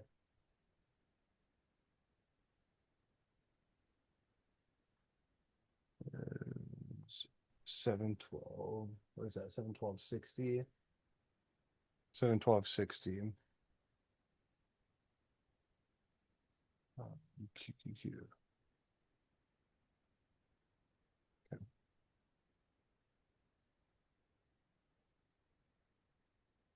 Semi's reclaiming yesterday's low.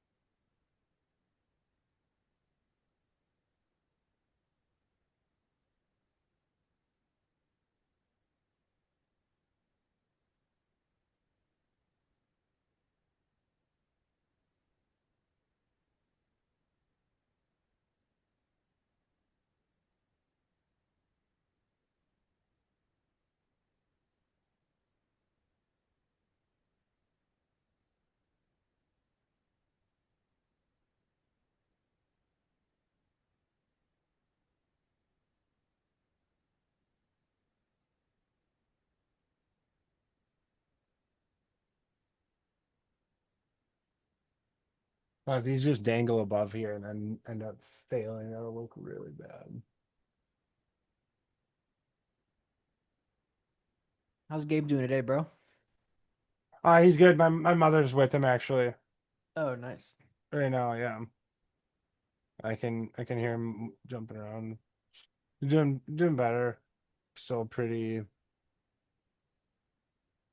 under the weather.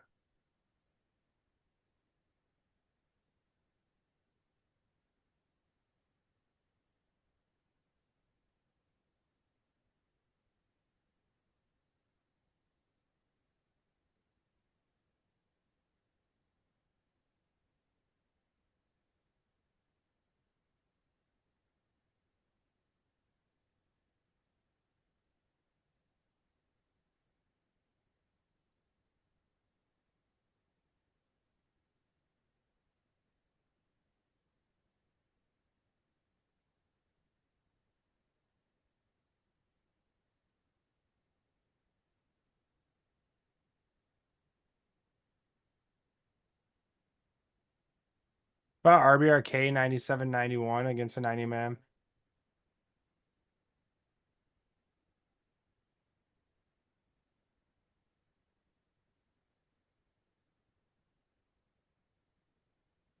First attempt, we'll call it.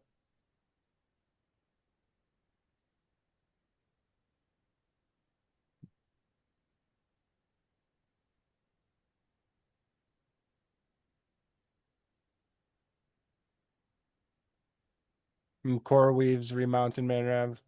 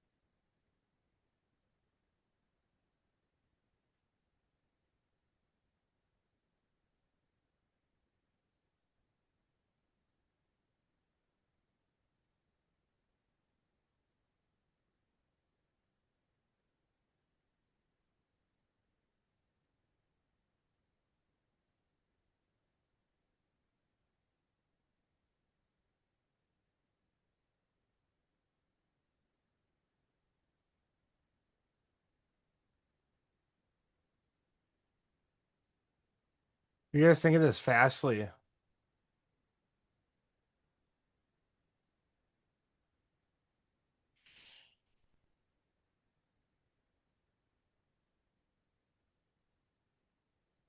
Service now. That's a sick fucking candle on service now. Inside day Yeah, at the that 20. weekly chart looks hot, dude. I saw it right at the open and it's like, oh, okay, let's see if we can get an hourly flag on it. That was a mistake.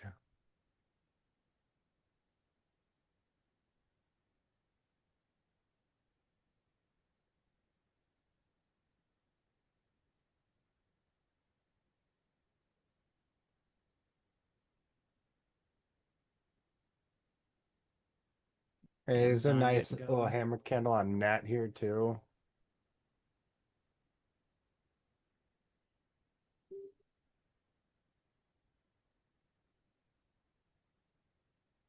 Give me a big midday test in the market on Micron, Qs.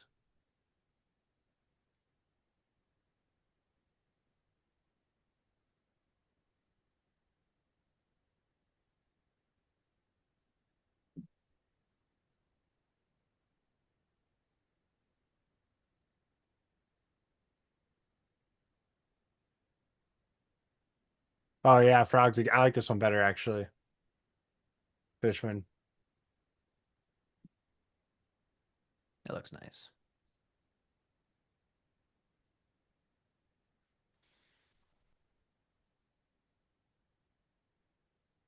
Palantir's right into the view up here. What's Snowflake doing? Nothing.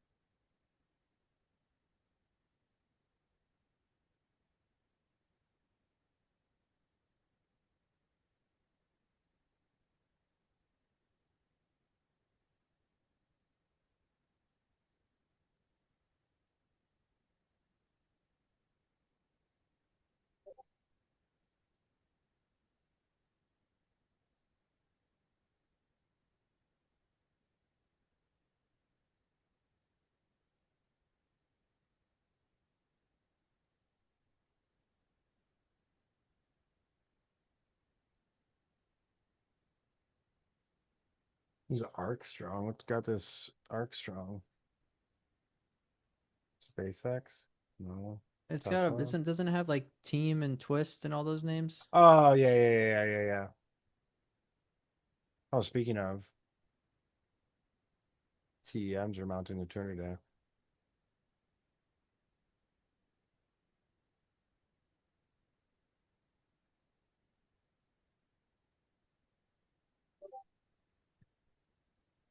A firm had a nasty candle a couple days ago. Was it Monday?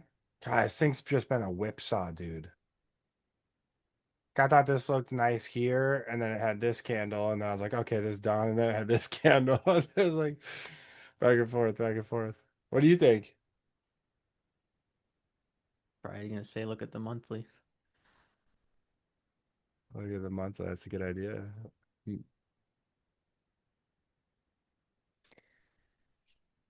I don't know. You tell me, man, Rev.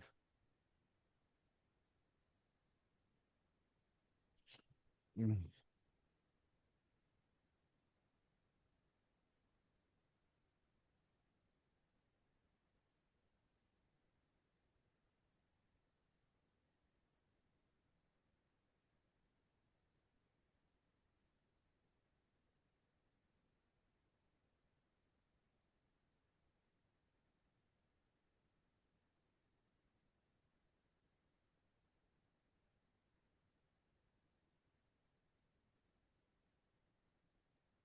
Whoa, yeah, look at that Uber candle today. Damn.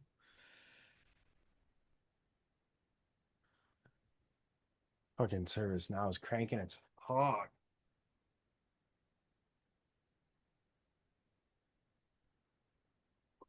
Look at that FNGU candle. Yeah, I was looking at it earlier.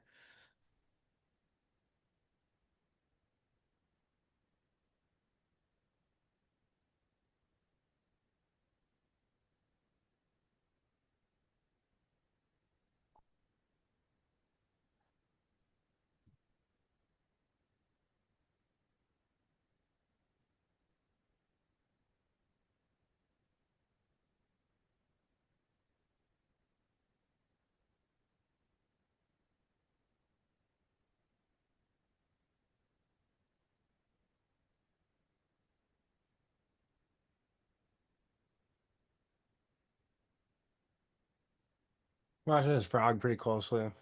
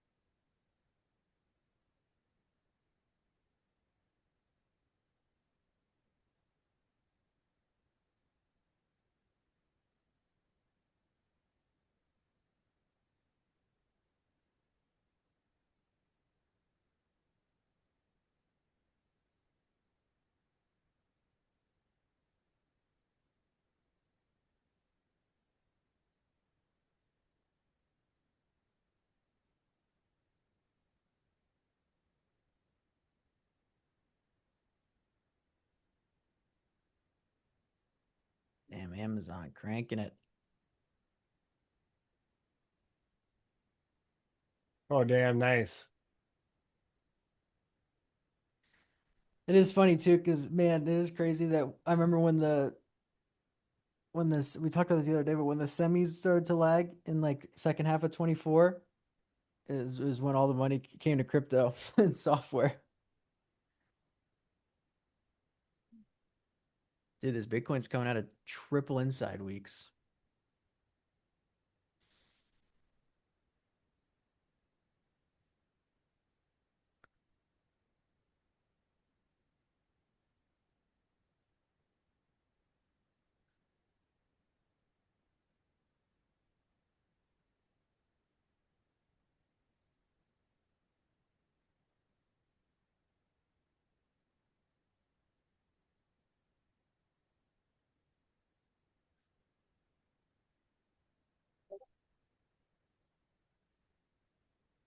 Hmm. Good work on that Amazon main rev. How much are those weeklies up?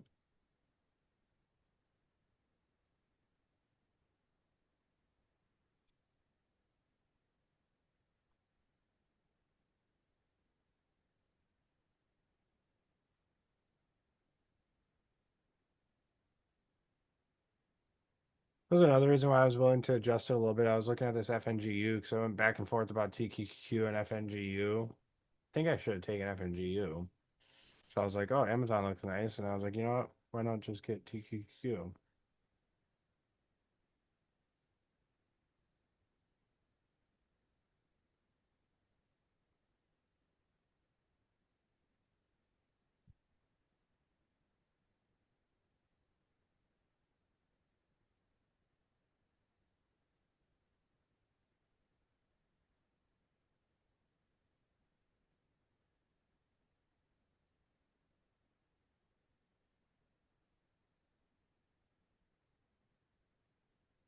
Potential higher low at the VWAP 221 on MBIS. Micron's dancing around this spot. Be important for the market. Q's new afternoon highs.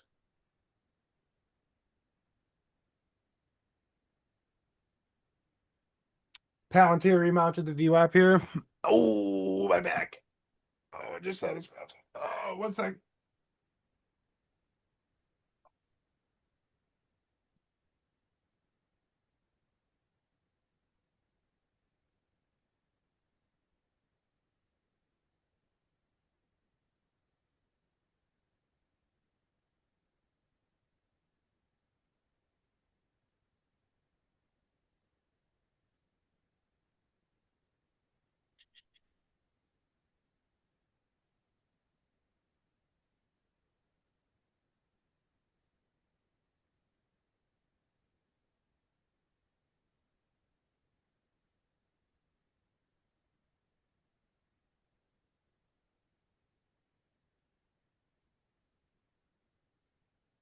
Oh, I bet Ethereum getting squeezy, guys. Big MPC on Ethereum.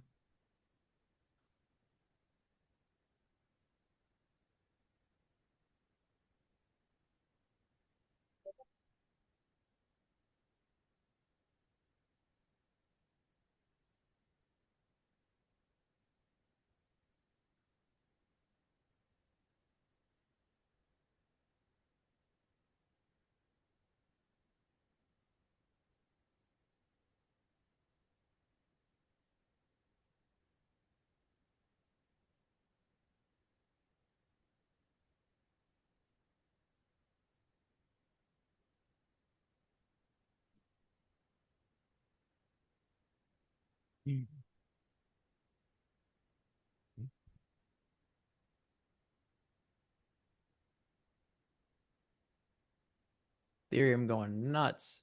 Boom.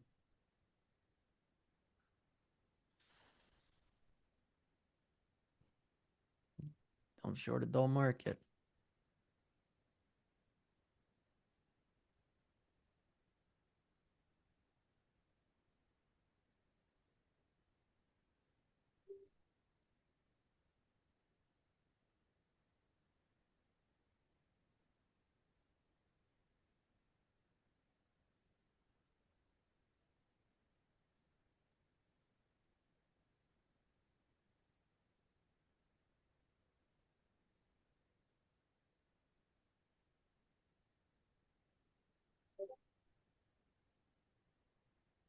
Now in CRM are cruising. Adobe too. ETHU, I like it. Yeah, crypto's impressive.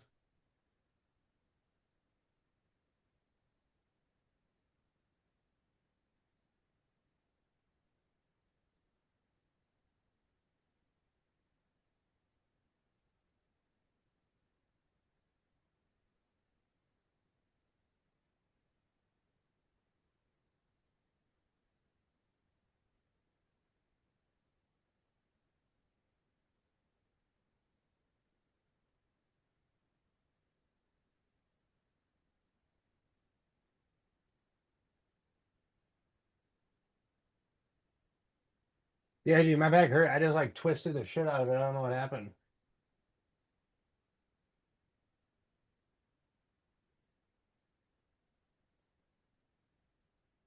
I'll be all right. Circle, nice.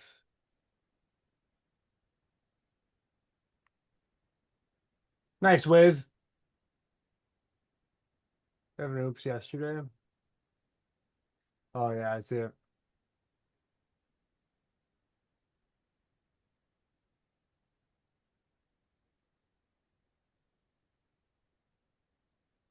RBRK, nice little curl through the VWAP. I'd like it to get back over 100.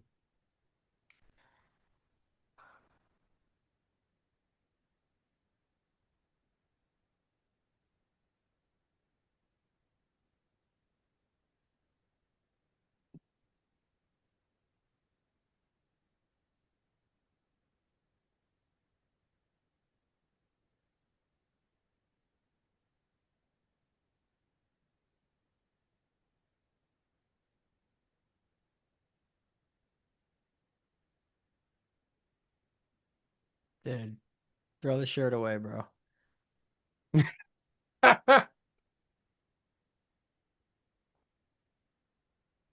Can't keep doing this. Never took it off. Attaboy, Nick. Yeah, fuck these dudes.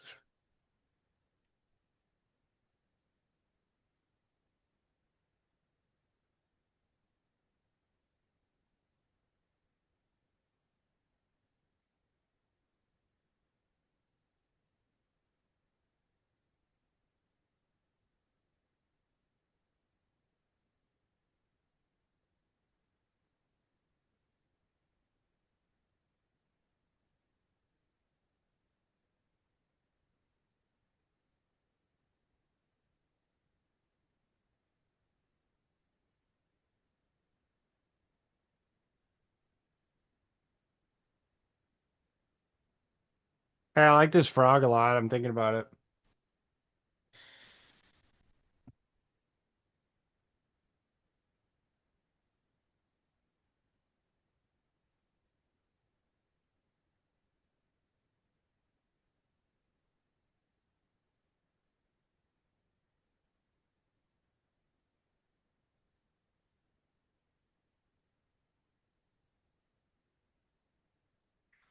Is it already up at 70 bucks?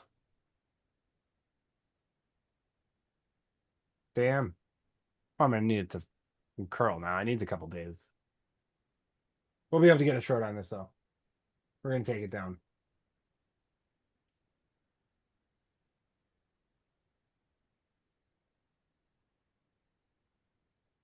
Intel, you got a little hourly pivot.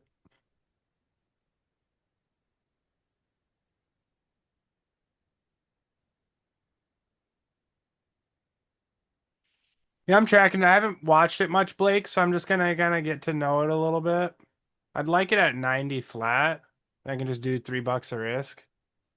I mean, it's $3 a risk right here. I don't know the stock very well. I got RBRK, what I get at 97.90.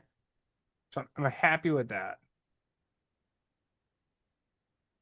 So I'm sitting around like, okay, what should I get? And I'm like, well, Patrick, you've been staring at this RBRK. Just, I know it's not at the 20 MA. Give it a try. It needs more time. I personally think it does. Snowbank. I don't really want to. Not really super proud of that. We'll see. Hey, if you're gonna take a 40% position, might as well do it on the 20 MA after a 10% correction and a follow through day and hold a support.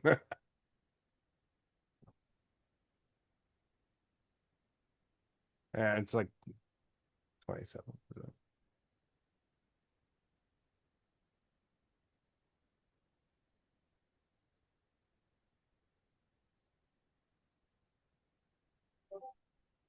And the worst, it was down 2%. Like when you think about the risk on it, it's not like it sounds crazy, but it's really not.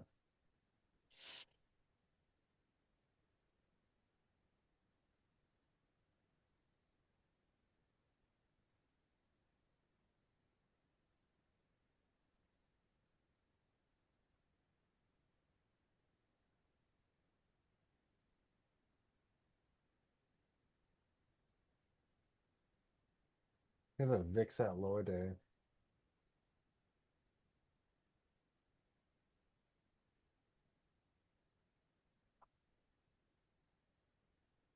Still can't believe Bitcoin hasn't sold with I mean that's a news failure. It is a news failure. With MSTR selling Bitcoin and stuff, and Michael Saylor sending out discovering how to make AI videos for the first time. What a psycho, first off.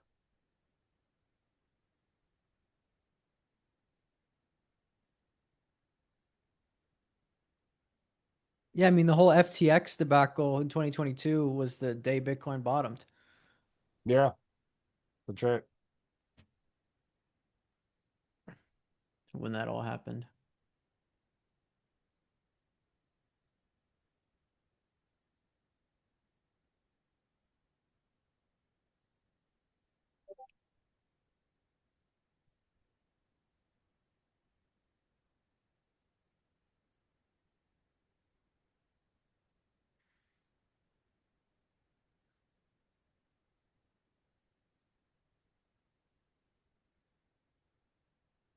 PER. I want to keep this in my list too.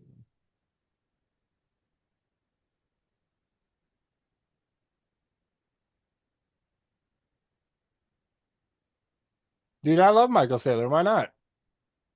Dude's got huge nuts.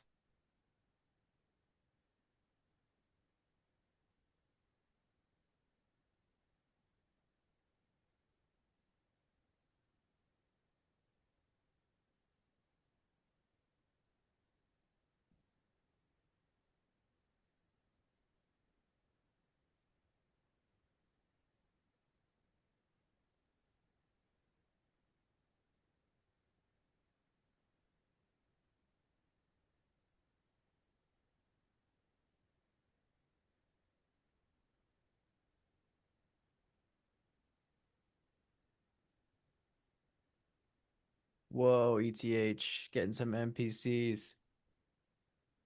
This feels kind of legit. It does. Short Bear, where you at, my boy?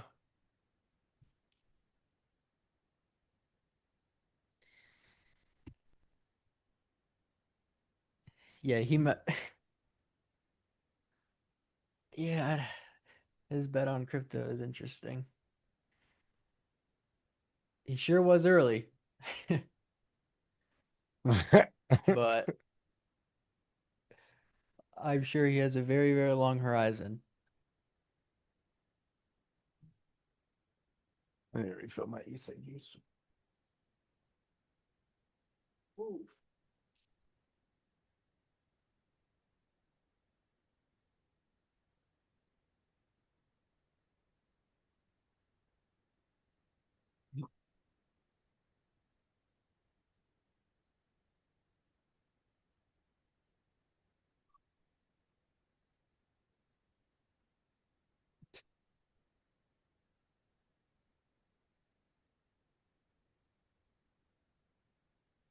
I think I should have got FNGU. I actually wanted TQQ for the additional like variety of exposure. Turns out that was probably not the best idea.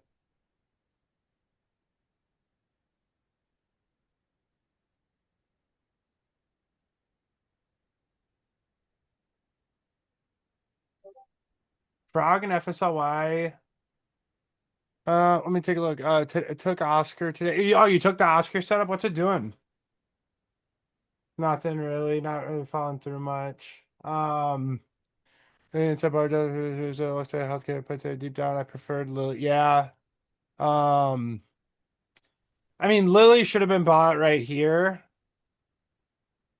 Through the red to green spot, 1182. Uh, 11 SMG upside, Trump talking Scott's miracle growth. Had a boy. Is he just getting mixed up with Scott Bessent? Are we sure that's not the case? I don't know. It could be true. No, it says Trump says Scott's Miracle Grow is a great company.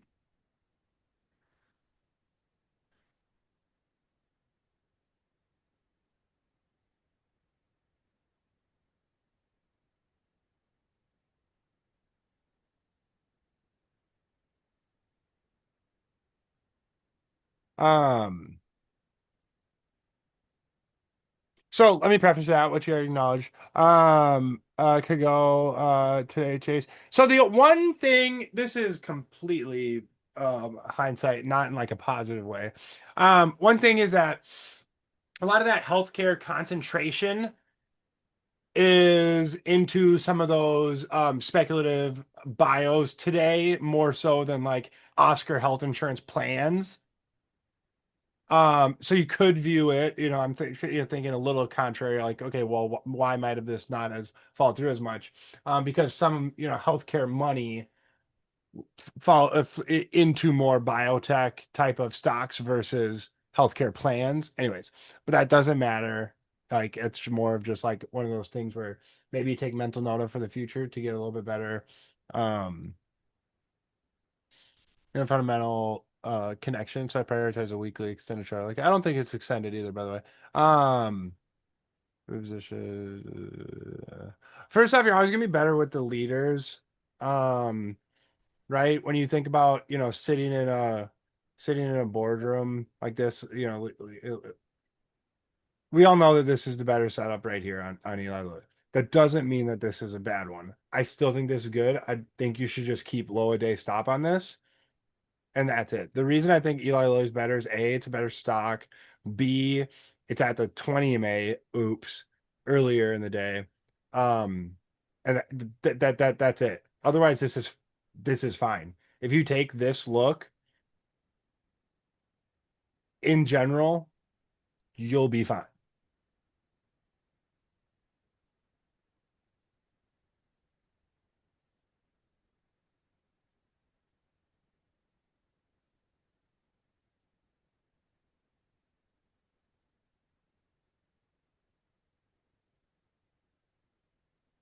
No, I don't.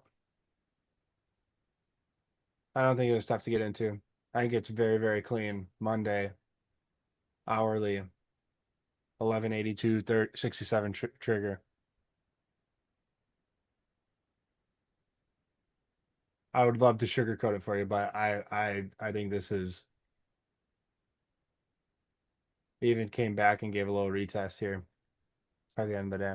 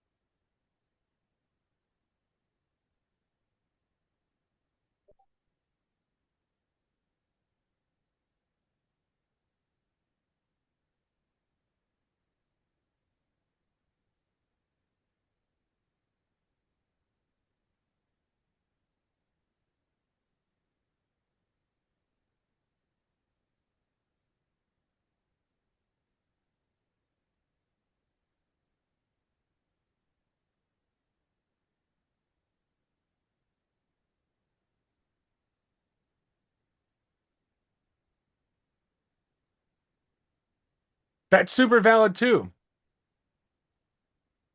But that's why sometimes snowbagged um is we talk about looking at these earnings moves in isolation sometimes where we know the top of this range is there. And then you look at this earnings move in isolation, this candle earnings, here's post earnings move, here's the close of earnings. Is that doing anything wrong? Post earnings.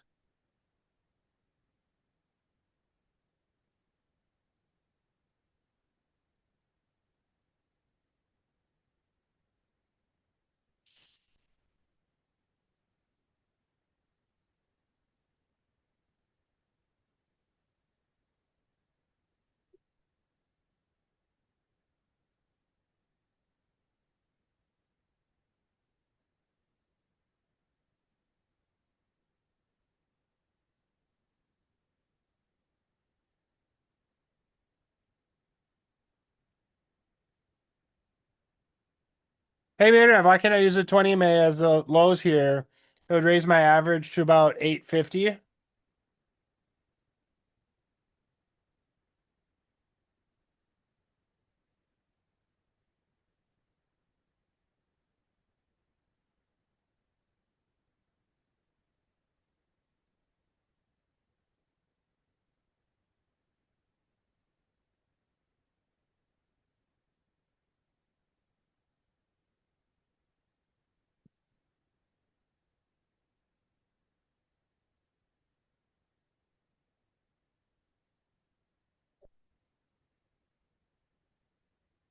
I've been cruising.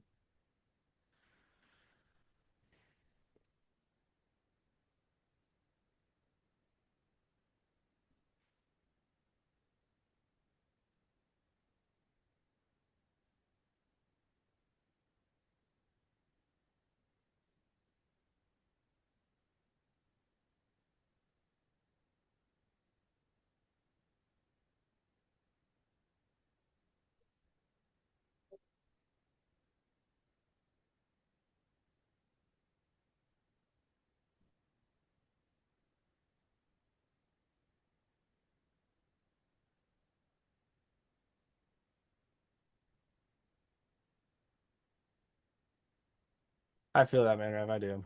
I'm gonna look around first before.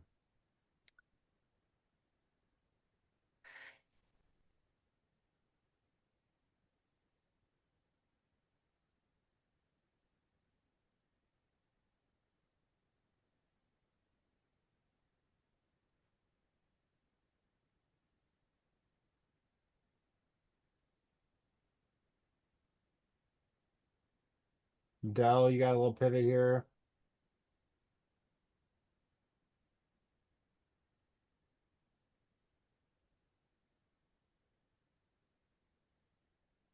Man, I was really hoping Dark would say you can buy UMAC.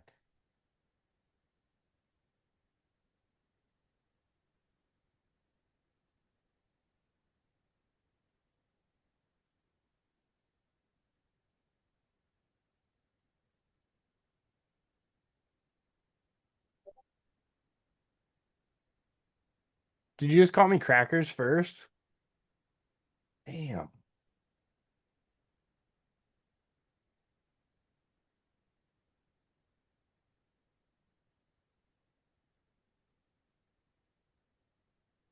I changed my thumb emoji and so I start getting the hate.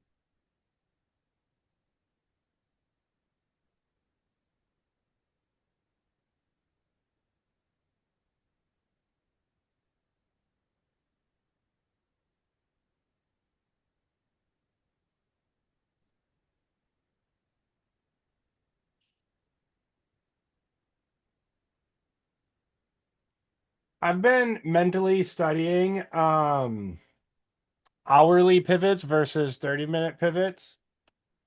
And because I'm much more of an hourly guy and I was using a 30-minute with Chartmaster a lot. And I'm still kind of working out in my head which one is better. Obviously, 30-minute will give you more signals, lower hit rate, better risk to reward. Hourly signal will give you less signals, higher hit rate, slightly lower risk to reward.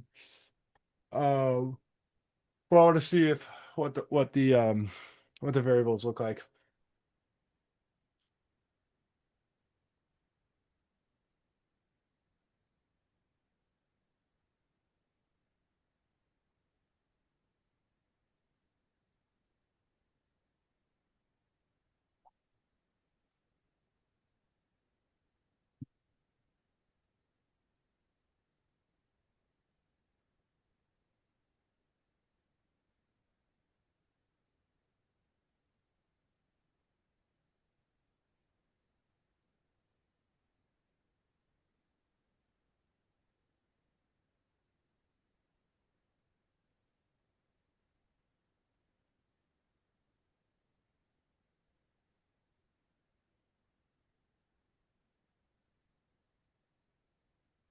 Oh, Ted Zhang's tweeting about hype and Zcash.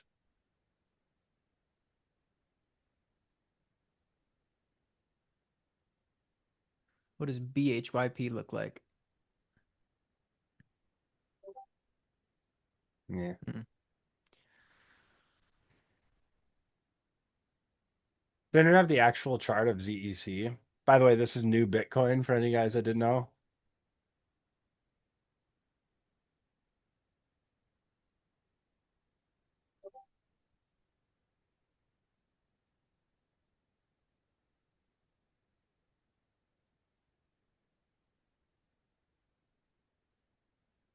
Why is it new Bitcoin? I don't know. It's just what people are saying. By people, I mean me.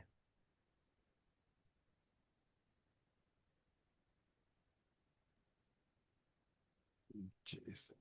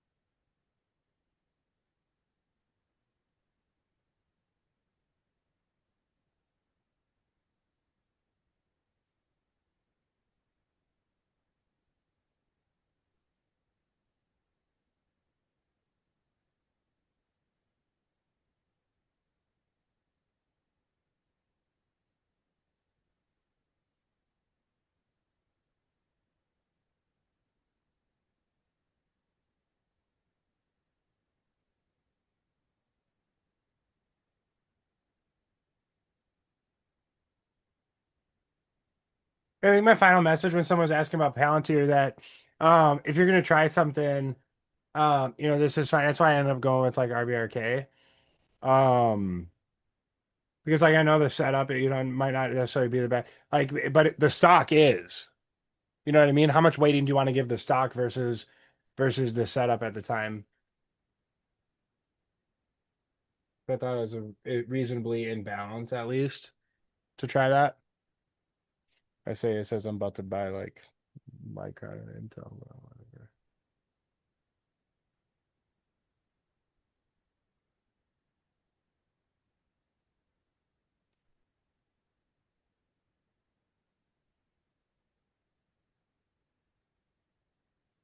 Yeah. Scott's Miracle, bro.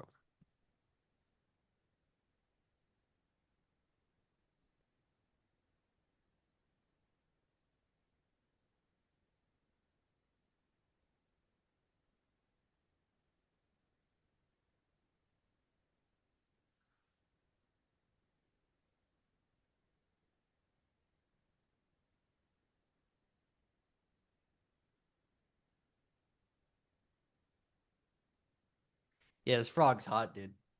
This looks nice.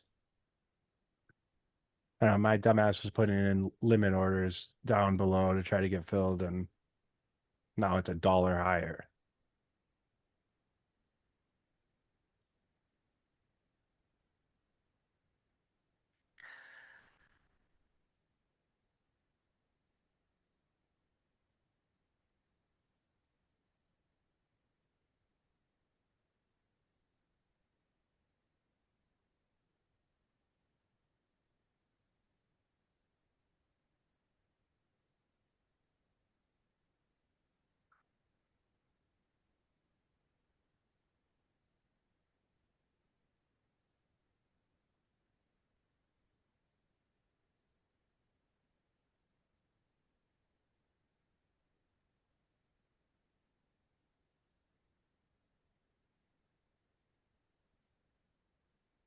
Nick General posted that the Fishman, you're gonna love this. Um, the Treasury refunding goes until November 4th.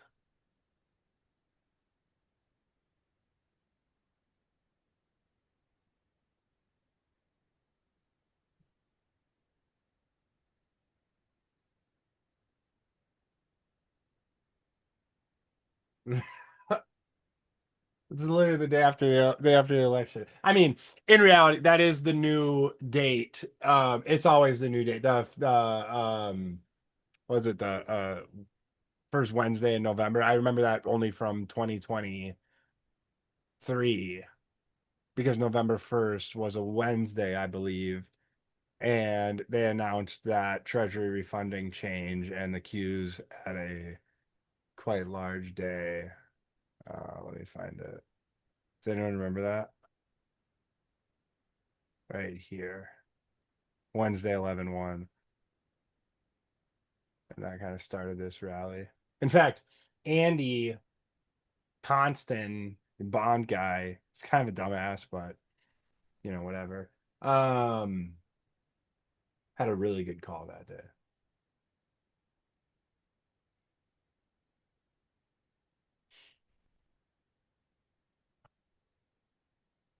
Andy's old school.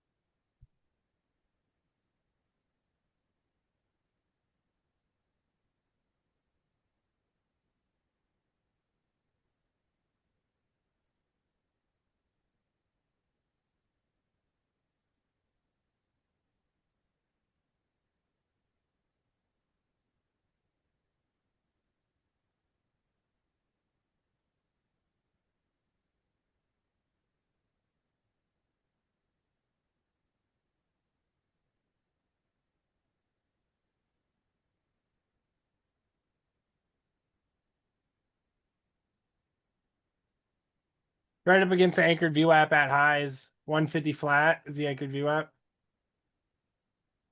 from IPO, just to F your eye.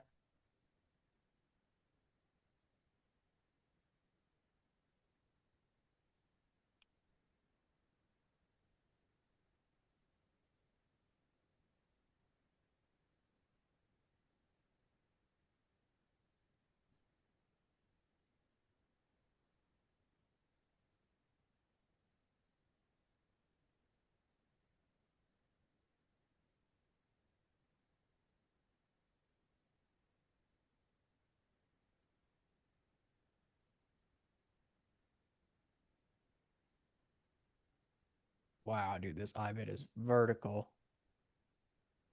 Which one? IBIT Yeah. still going.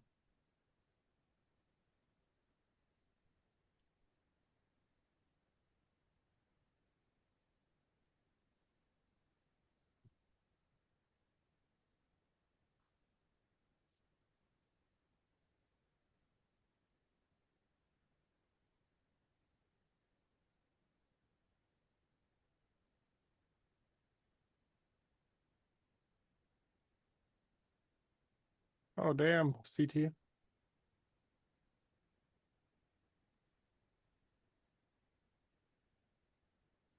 Damn. Holy shit. Look at this 5 minute chart. Oh my God.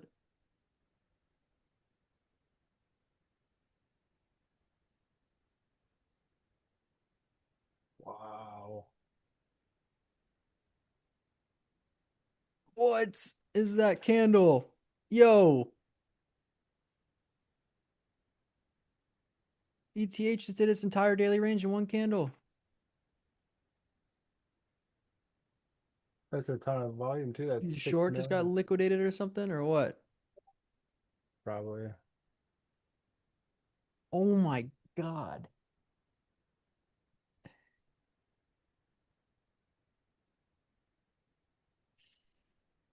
IB just did is doing 16 million shares on this 5 minute candle. That's half of its volume from yesterday. Damn, dude. That's insane.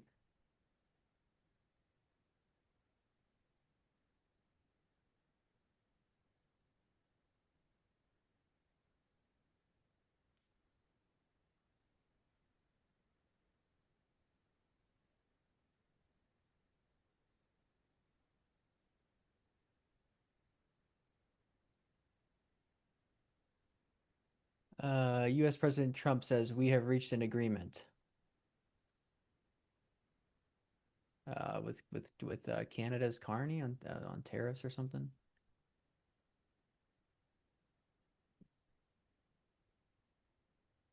That was a crazy IBIG candle.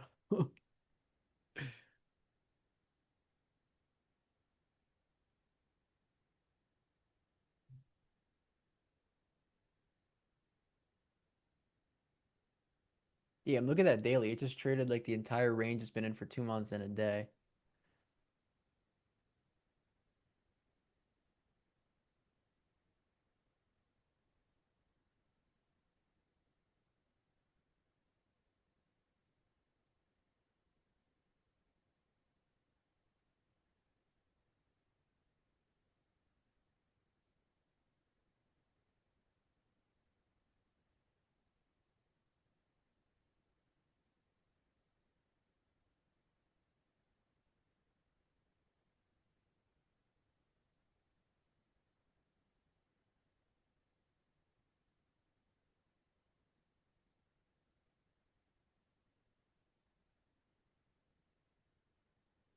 I bought some frog.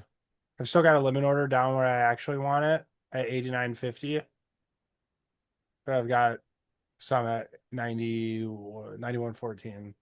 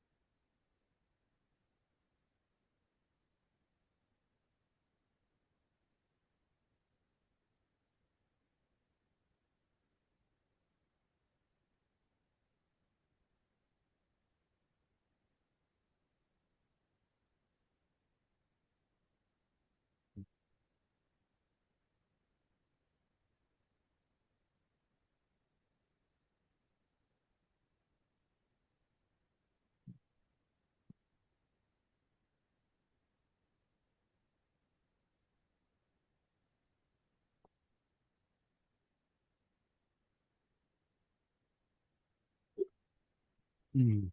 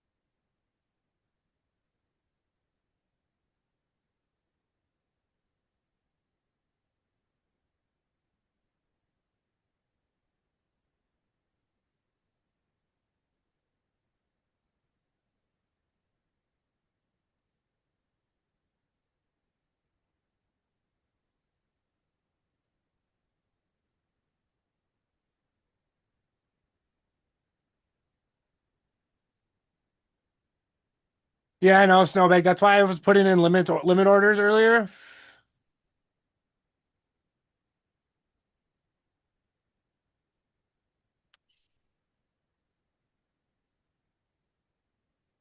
When you get a spread like that, it's just hard.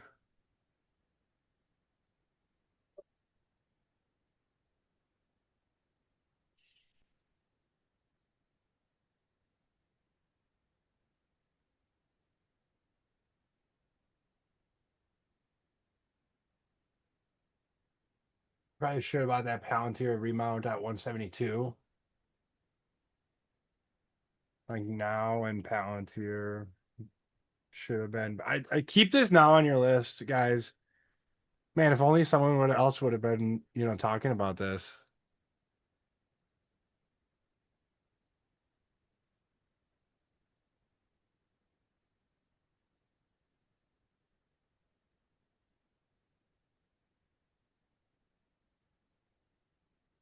Mhm. JJ.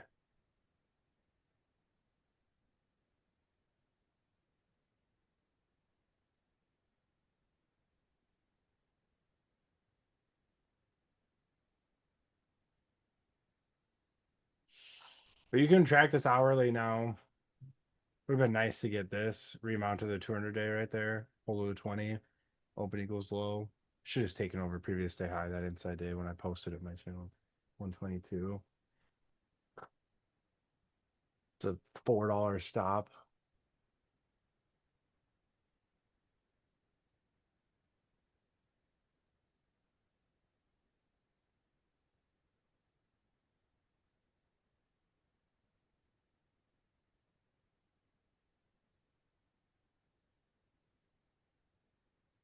I'd say now and Palantir good moves today. Let's keep looking.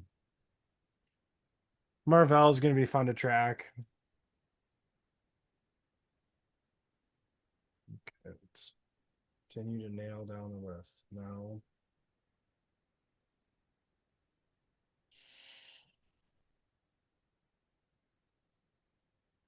damn circle.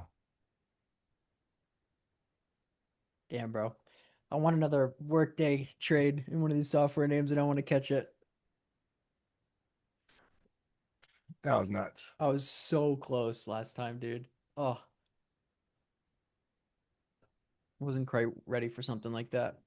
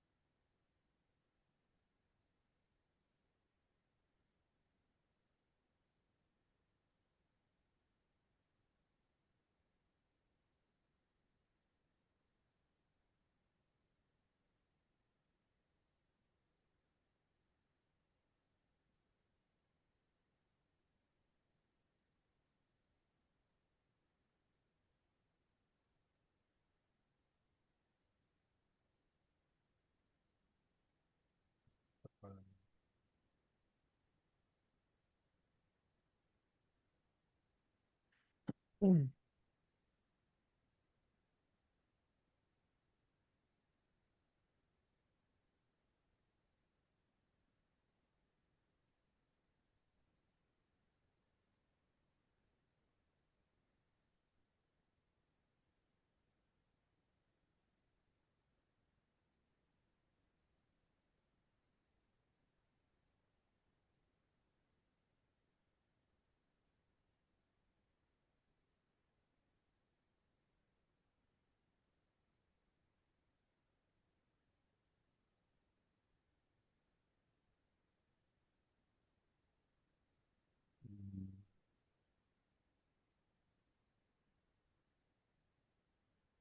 Yeah, is Kathy Jones going to show us her lady parts again, Fishman?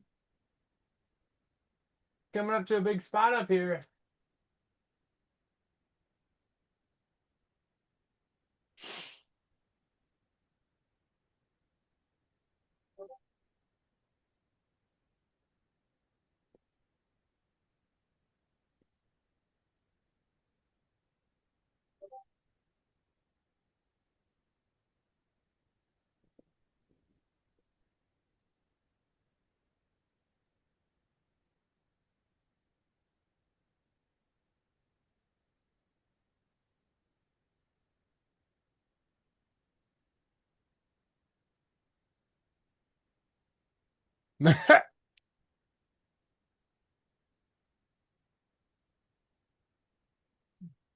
Trump had a lot of boats come through the Hormuz last night, 4 up from 3 the previous day. Look at the chart. It went up one boat. Yeah,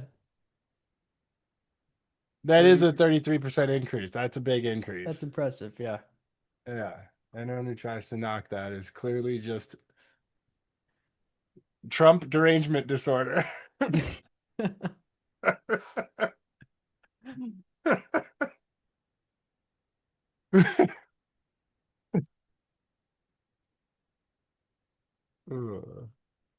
Yeah, the 900% discount on drugs.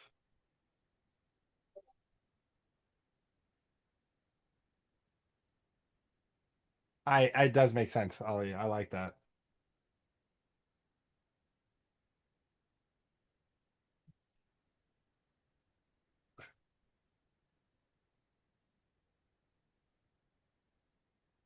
QQQ back red. Hmm.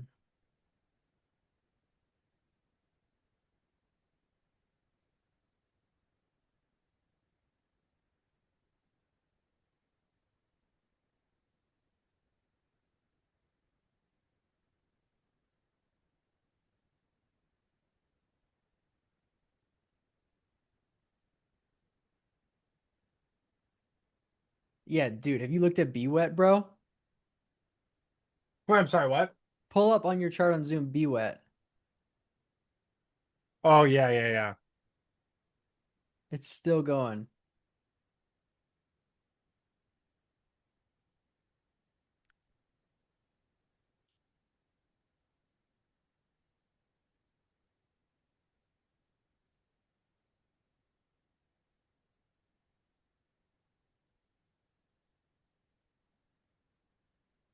Yeah, it's nuts. Got the market rolling back over a little bit.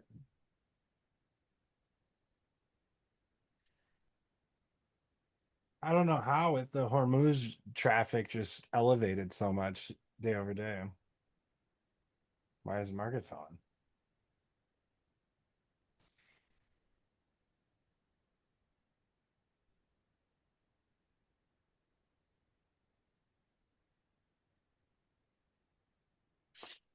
Has it, Fishman? I suppose Wednesday morning, huh?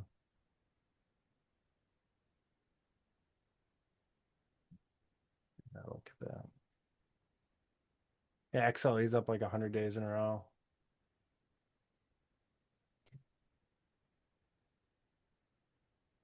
That was the day that I posted those energy setups.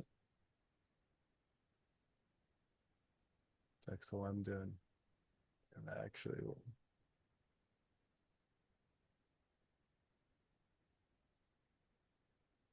it should work out pretty clean. What are you gonna do? Dude, Kunal's video last night was so funny when he was talking about like breakout or bear flag. Oh, it's great. He's like, have a couple of beers. You think it's a breakout? Smoke some weed. It looks like a bear flag. He goes, I'm Indian, so I don't do that. If I were white, lived in Yeah. California, WGMI is making a high day right now. is it? I suppose probably some hut and some stuff getting some love off that Bitcoin move. Yeah, I mean Irene, Cypher, Hut, CoreWeave, all hammers.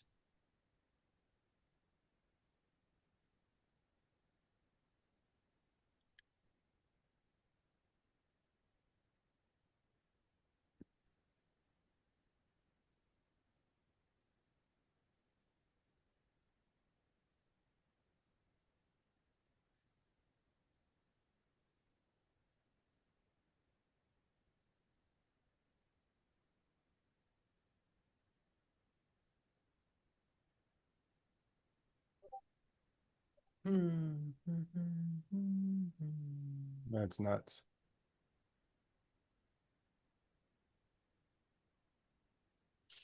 Hey, Adias, what were you watching Tesla for this morning? I was meaning to follow up and ask. I didn't see it. Is there something that made you mention it?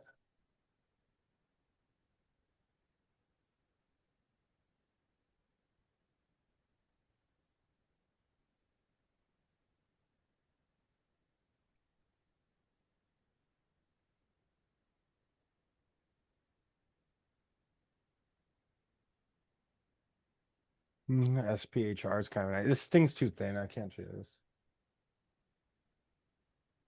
Gotcha.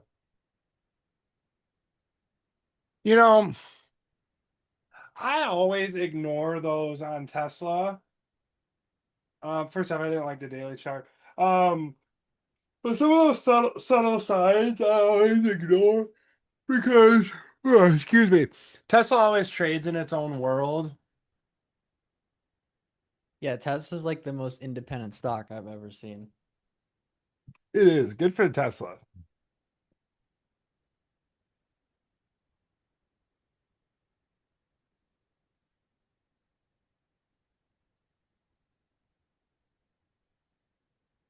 Yeah, it's new afternoon highs.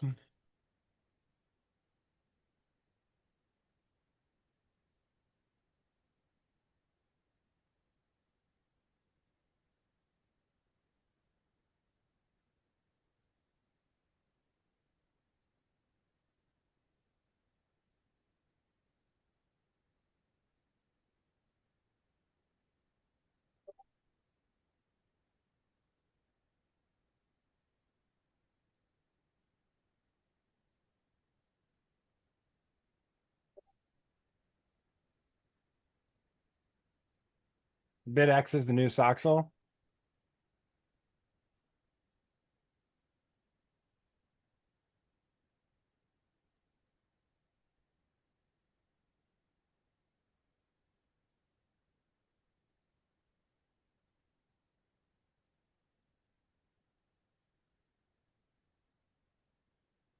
Nope, there's not a Soxel for IGV, and I have no fucking idea why. It's absurd. It's a travesty.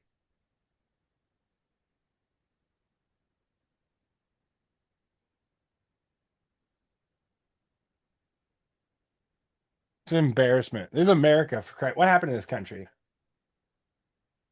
Can't get proper leverage products on the things that we want. Meanwhile, AXTI has four leverage long ETFs.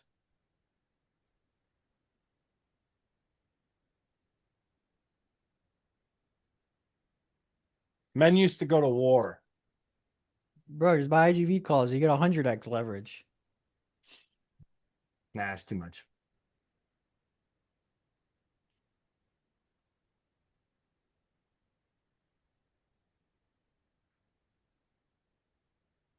Is it really at the ask? Oh yeah. I saw Nick General post about that. AXT, what is it? AXTZ? No, AXTX. No, that's a long one. AXTS. That's You. AXTQ. There it is. Ah, look at that. No volume.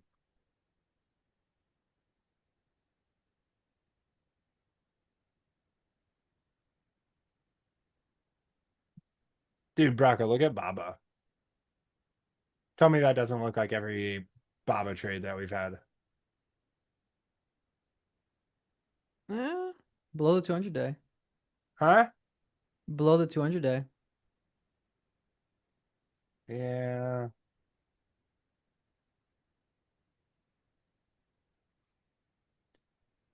Don't make me pull out the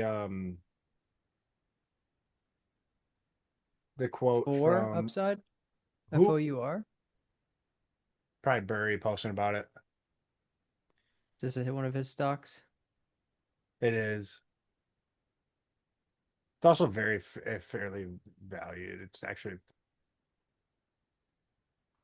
probably been a value trap for like $50 per share. Is it buyout news on this or what? It's either Burry or buyout. One of the two. Buyout would probably be way more volume now. Yeah, it would be more volume. That's probably a chat room pump. My guess would be Burry. What does Baba report tonight? Like Uh, pre-market and over there or oh yeah, that's right. 5 a.m. Okay.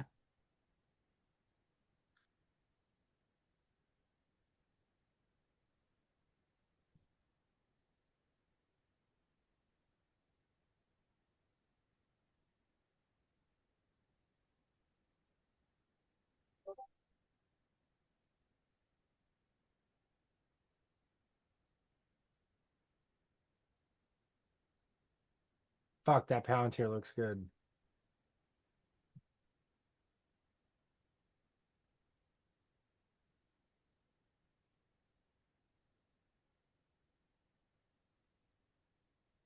Anybody buy this today?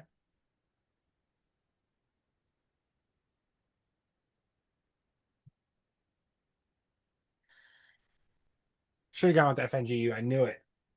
Oh, sucks.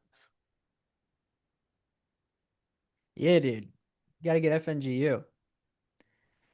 That's like buying like socks instead of Soxel. No, it's not.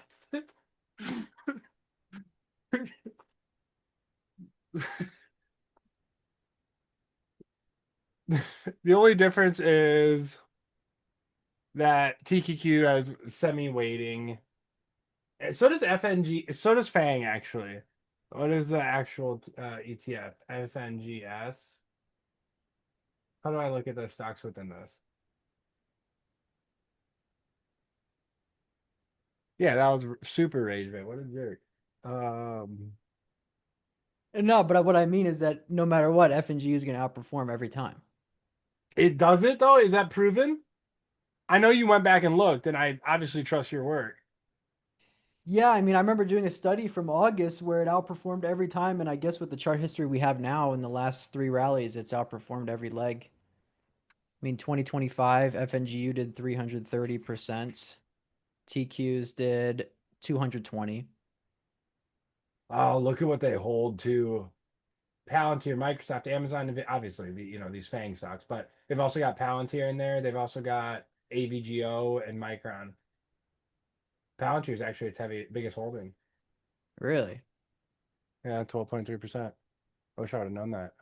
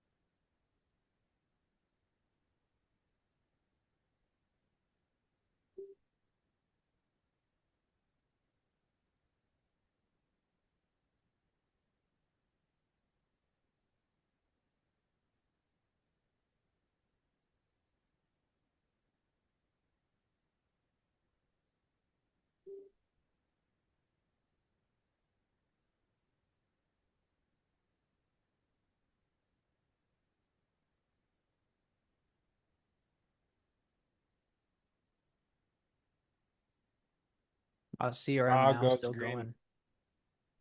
What is that? CRM now still going. Microsoft right now too.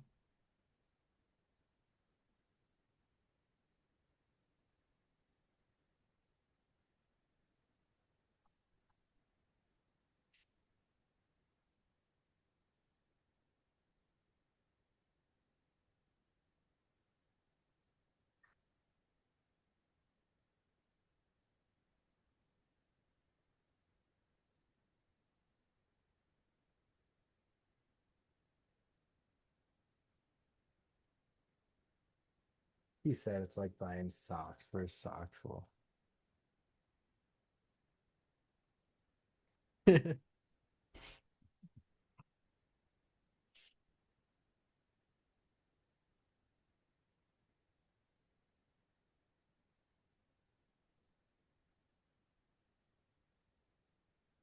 was frustrating with that decision too, because I was looking at Amazon as Amazon was kind of going red to green yesterday. And that helped me pull the trigger on um TQQQ. When in reality, the more sensible one would have been the other one.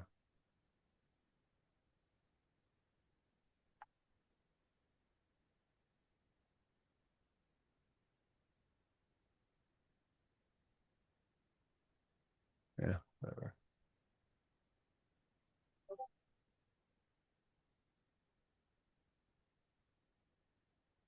Airbnb. First off, you don't need to get phone on Airbnb. It's a Yeah, nice no. look. Um, Um, it's a nice look. It's new. It's coming out of this base. Um,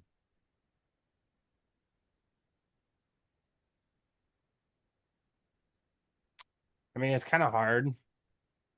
dude, to me, Airbnb lacks the volume to make another really big move. Like, if this thing traded its highest volume ever on that breakout, that's a whole different story. But I mean, it only did like what, 2x its average? I don't know. And I mean, it only made a 20% move. I don't know. I'm not as impressed. Maybe I'm a hater, but I think you're a hater. I that's would have fine. bought this probably on Tuesday if it undercut and held like that. Right into anchored VWAP.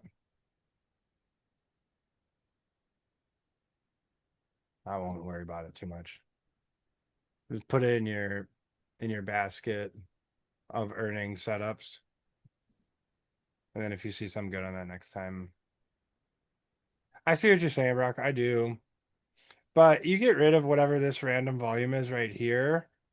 I mean, it did pretty good on its day up. 21. Essentially its second highest volume ever. Yeah, not even actually. Top 10.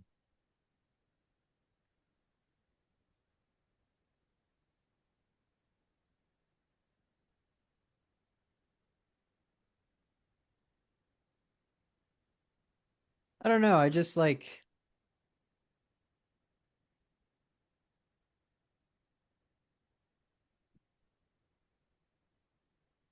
I don't know how to really explain.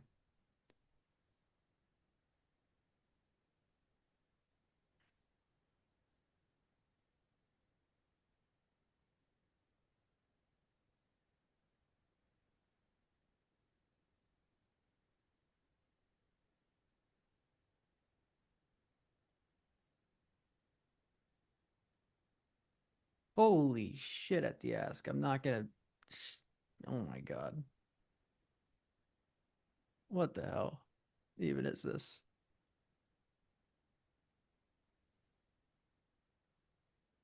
I'm not gonna mention this ticker on.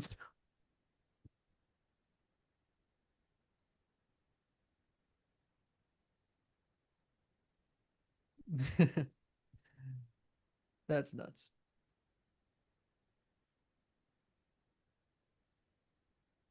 Dude, I'm telling you, we should be ready for another big software news trade, I think.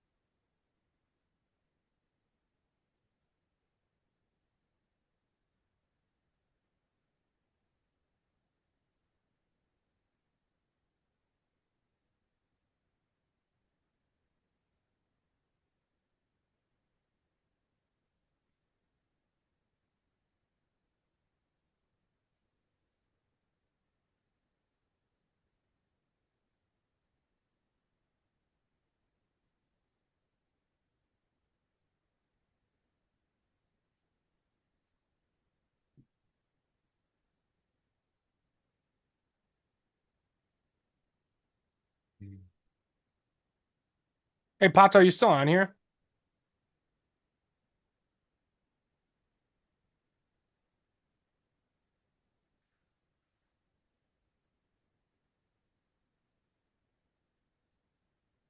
He's typing, so I'm guessing. Hey, hey, thanks, man. Um, I wanted to revisit your message um from earlier this morning um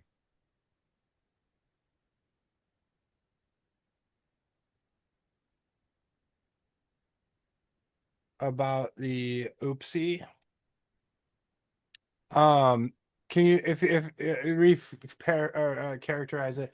So you were talking about how the oops should be an open equals low, or you're asking about the differences between that. So open equals low is something that JT from Ticker Monkey talks about, which he's been around forever. Um, one of the spots at Oliver Kelly. He's like, I'm pretty sure JT is like Kwamagi is to Pradeep as Kel is to JT. Um, and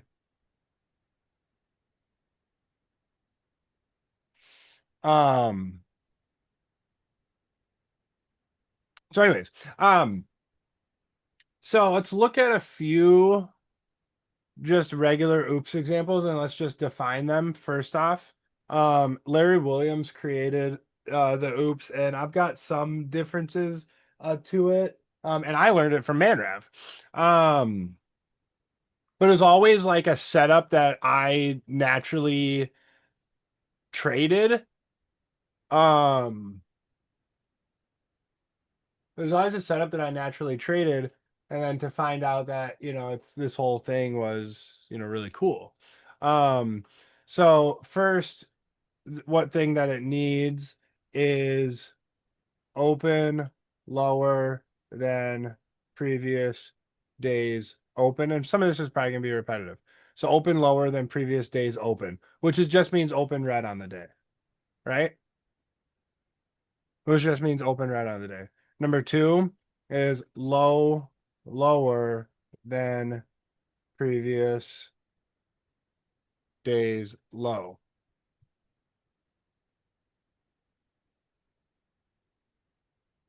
And number three is um reclaim previous days low. Number four is reclaim previous days close. Well, I'm going to add one in there later in a second. And number five is reclaim 50% of previous candle, which triggers an engulfing slash super oops. Okay. Depending on where it is, there's a 3A and a 3B. So I'm going to call this 3B. There's a 3A, which I will use depending on if it's a proper Larry Williams one. Break opening range on any time frame. Let's just say.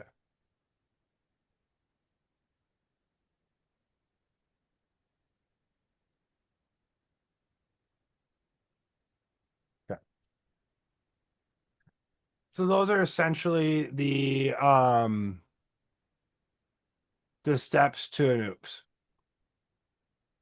Okay. So if you've got, a variety of candles, Amazon plans massive expansion of prime air drone deliveries.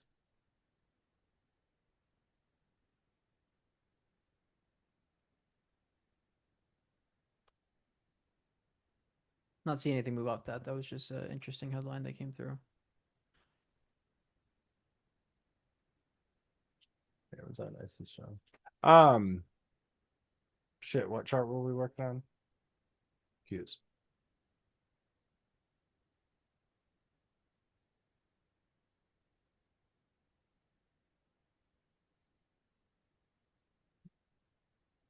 So I'm not sure exactly what JT uses to, gain, additional edge with this. But one of them right here I'm talking about is open equals low.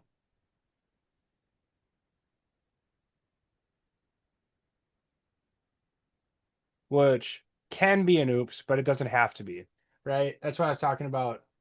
I don't know how to pronounce it, but it's like syllogisms, which is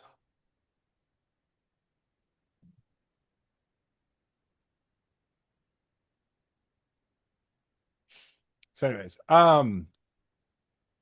if we go back, we can find some open equals low that are not oops. For example, right here on TQ on QQQ, this is an open equals low, and that's not an oops. We can find some oops that are not open equals low. We can find some that are open equals low.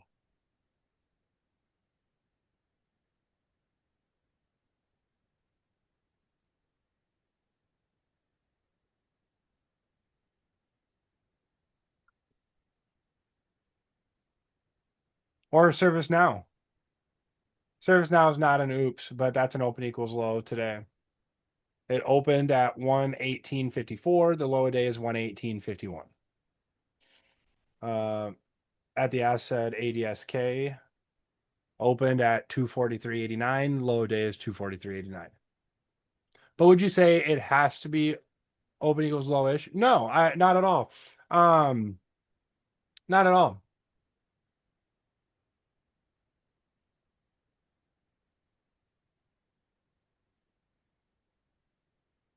I'm going to try to find a very, very dramatic example of one.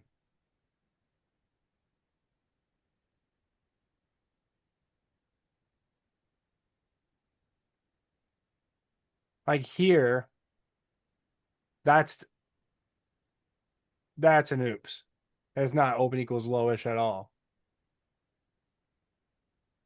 A hammer can be, yeah. As long as, because you've got the previous day's candle right here. And let's just say, here's the, open, here's the close. As long as, and then here's, the next day candle. Um, Actually, I want to make it switch these. So this is the close right here. That's the open. Even though I think I'm drawing my backwards. I don't use these kind of candles. And then the next day, right, as long as this one is lower and the low is lower. So the two areas you're going off against are this and this. Previous day close. CIFR today. Let's take a look at that. Yeah, great example. That's an oops. Why? The open today was 1603. previous day close was 1609. 1603 is less than 1609.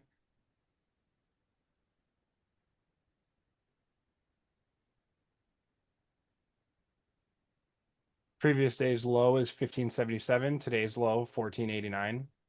You can just visually see that the low is lower, right? So that's an oops.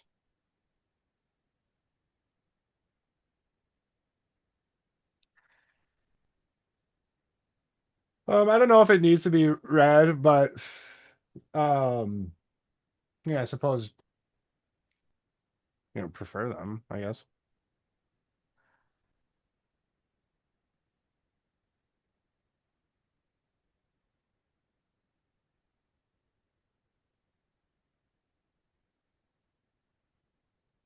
Does that help at all?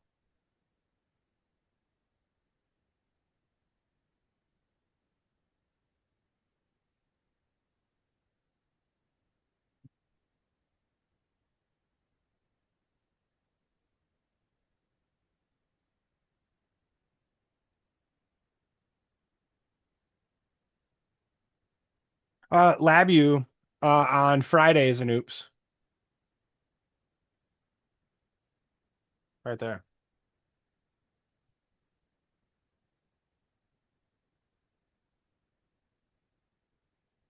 Because now let's think about the psychology of it.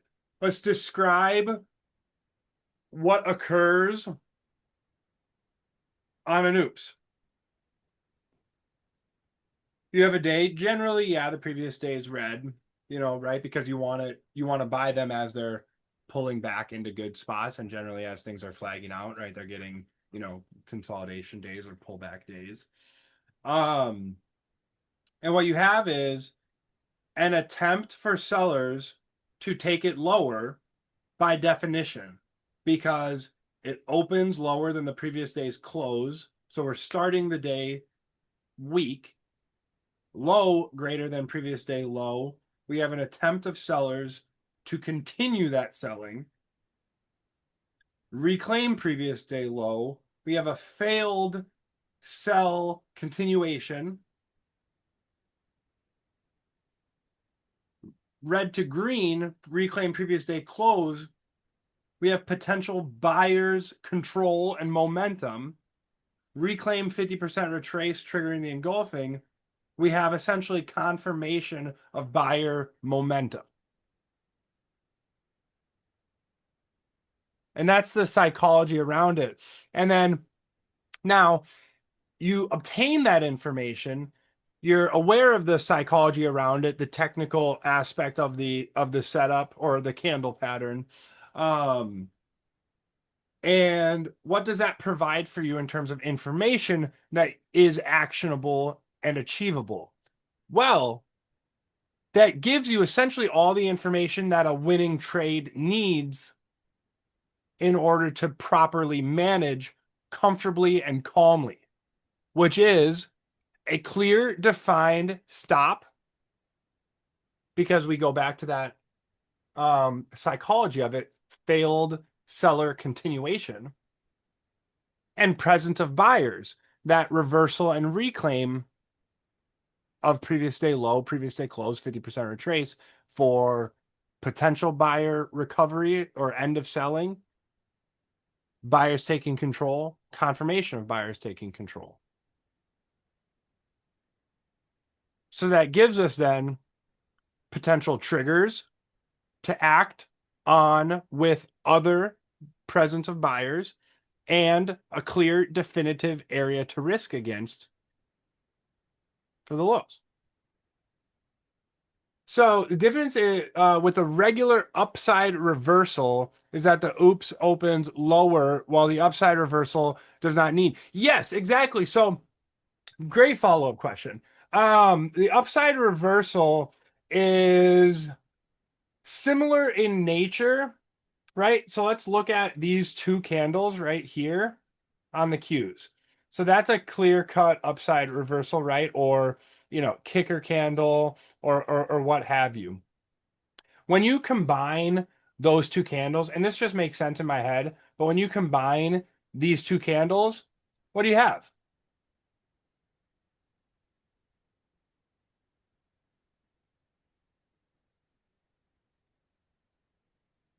If these two candles were actually one day where this was the opening session and here's the afternoon, you've got an oops.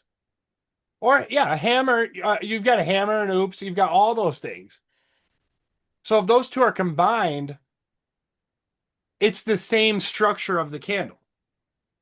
Okay? So it's the same sort of psychology. It's just a different delivery in terms of timing. Now, to go back to the how you phrase the question, the difference is it does not need to open with a gap down. So this is where the bigger the gap, the higher the likelihood of continuing. For example, coin today technically has a similar look, but it's also really hard to see in a sense. You've got this weak close, you've got a gap up, and that's a big candle, and significant follow through. You combine these two candles, that's an undercut of this range and an oops. Presence of buyers, area to risk against failed seller continuation, failed bear flag. This is where all these concepts essentially blend together because what else do you have here? What else could you call this candle in terms of a different strategy? One that we talk about all the time. A core pillar of my trading philosophy for sure. What's another thing you could call this here? Anybody? Other than kicker, failed breakdown. Yeah, Um,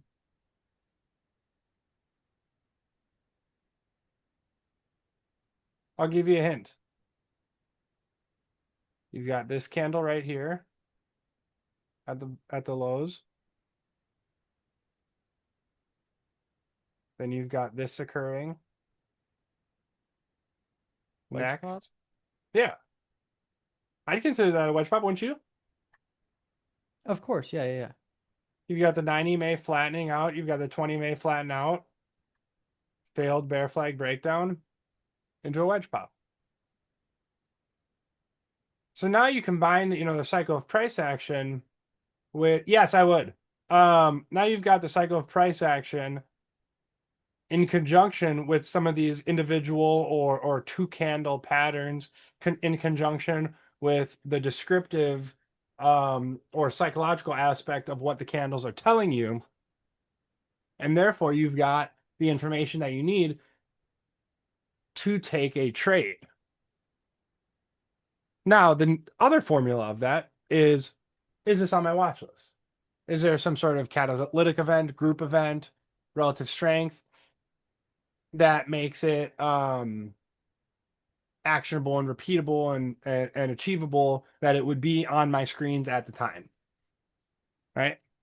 And that's where, some of the more, IBD aspects come in of relative strength, of, leadership, of, fundamental aspects, can slim, right? And then that's where also some of the Pradeep aspects come in of um of catalysts and of anticipation. Right? Not necessarily this exactly, but in terms of all potential traits.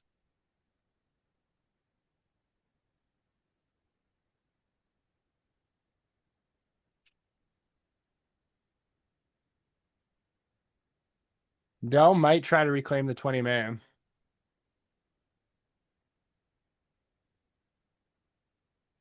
HPE is curling up again. HPE reclaimed the 20 May already. Does that help? Do you have anything else on that? This was a really good conversation. I mean, this is all encompassing of so many different aspects. So you had asked about is QQQ an upside reversal? Yeah, so this isn't technically an oops because we opened higher and then sold off, but this is a failed seller continuation. And this Yeah, I'd is say my one reason why I couldn't sell my TQQQ, and I was fine giving it extra room because I wanted more information, because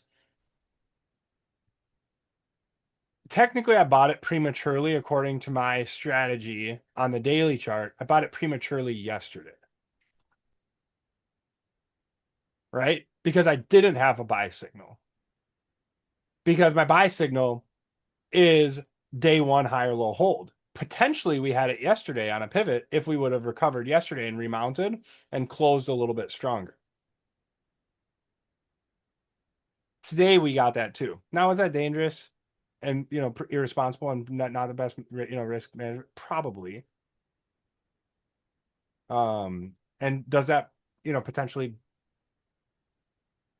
cost me money in the future? Very possibly as well. Um, or prevents me, or just solidifies that, hey, you don't need to buy this, you don't need to look at this 30-minute pivot so much. Look at the hourly, wait for that to be defined, wait for a strong close.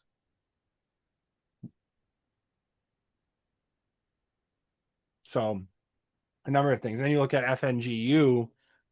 I mean, that's as clear as day, an upside reversal right there, failed seller continuation into the 20-minute.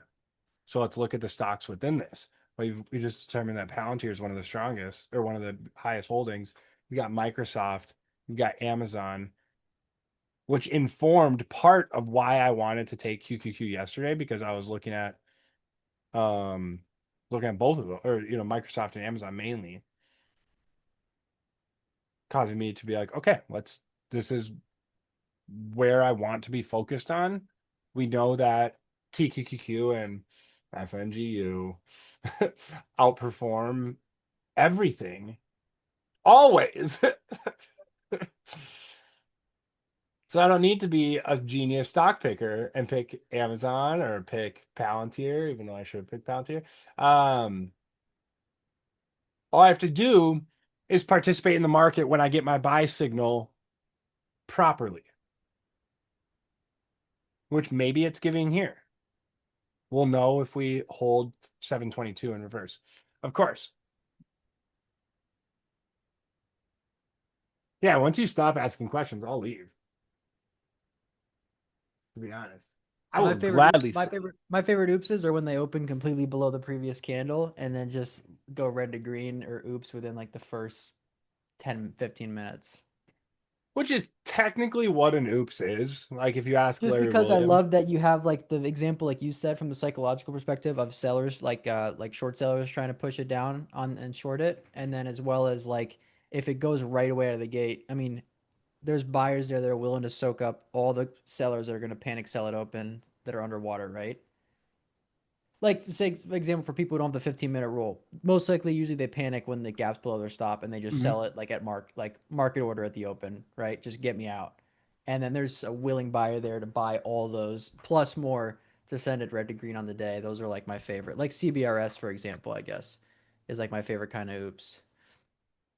So why I think the actual oops that Larry Williams created is wrong and my oops is right is, I'm just gonna pull explanations out of my ass, is with the advent of zero dated options and with the advent of options in general, and intraday activity and significant more activity, um and volume and participation throughout the day, is I actually prefer an intraday failed breakdown, because I think it can lead to more immediate momentum often than a gap down. Because I look at this, this is obviously the most prominent example of, one of the gap downs, is the frequency of it is actually extremely rare. Um, and my oops gets me into the best stocks that I'm watching so much more frequently than a more rigid need of the Larry Williams one, or what I refer to as the incorrect one. What is the Larry Williams one? You have to open below previous day low. He's the inventor of the oops. Below the low. Okay. So that's what I originally understood what a oops was. Gotcha. Okay. Yeah, I'd say those are more rare. Yep.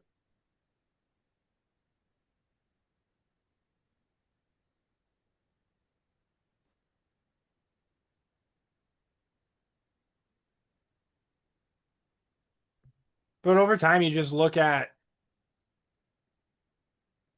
maybe I need to come up with a different name to describe this, properly or differently.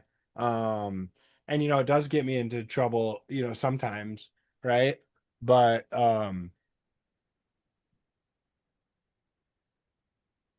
you know,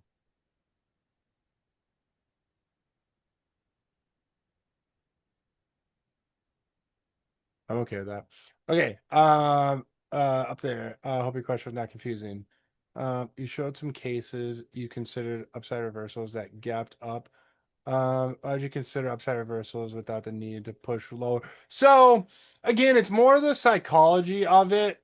Expectation break. Yeah, that'd be fine. I'd be okay with that. Um, um, Kicker candles, expectation breakers, upside reversals. Oops. Um, Really, we're all just saying the same thing by saying it differently, right?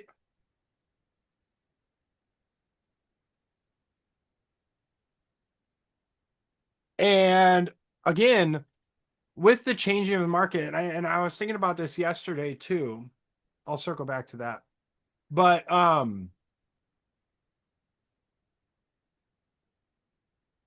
your response is correct. Again, you maybe should just call them kicker candles or expectation breakers or versus upside reversals. I'd be okay with that. Yeah, I don't have anything else. Yeah.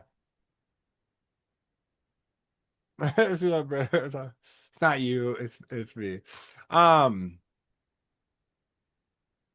the other thing that I was gonna say, guys, is to kind of continue on some of our conversation. And again, I love thought-provoking statements, and I like making thought-provoking statements because it, I believe it encourages polishing people's beliefs and solidifying them and making them um more confident in what they're going to see and execute. Okay. So these conversations are very, very beneficial. It's like having it's mental masturbation, really. Um, so what I was gonna say was in the advent of 24/7 trading, how do you determine cushion? Is just one slightly argumentative response that I was gonna come up with. I was thinking about it yesterday as I was mentally. No, just kidding. I'm sorry. I got to keep you guys on your toes. Um, how would you define cushion if the market were open 24/7?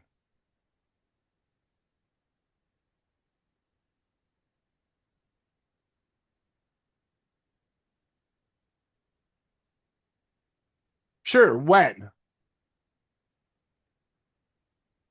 When is that cutoff for cushion? An hour? Oh, I love when you do this. You know what I'm talking about though? 100%. I get what you mean. Yeah. I mean, if the Because market ends up being 24/7, cushion before what? yeah, before what? Market never closes.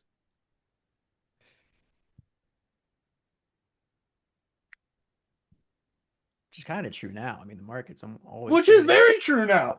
I mean,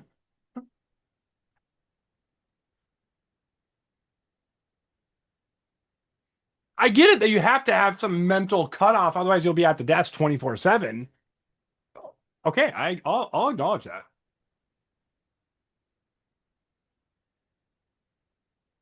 Sorry. I'm actually not even sure that I believe what I'm saying, by the way. I don't know. I'm trying to discover.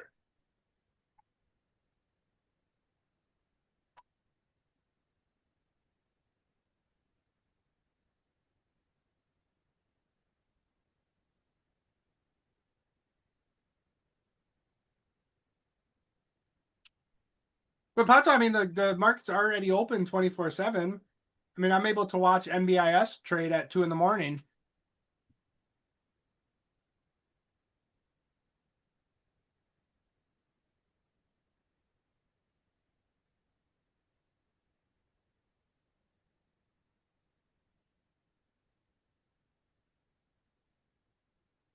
I agree, Nick.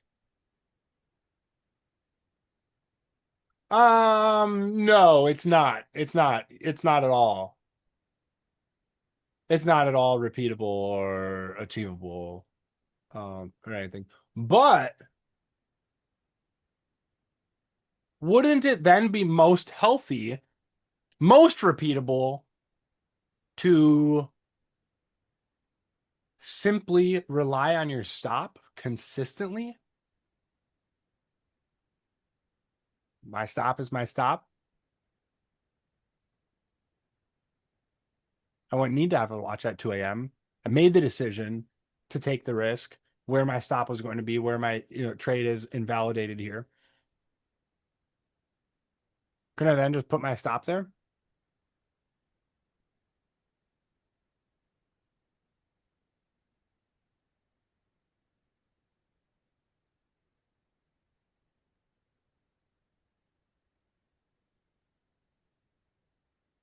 By the way, I'm as much self-discovery about this topic um as I am like challenging it. That's how I kind of come to understandings and beliefs and stances and opinions and what have you.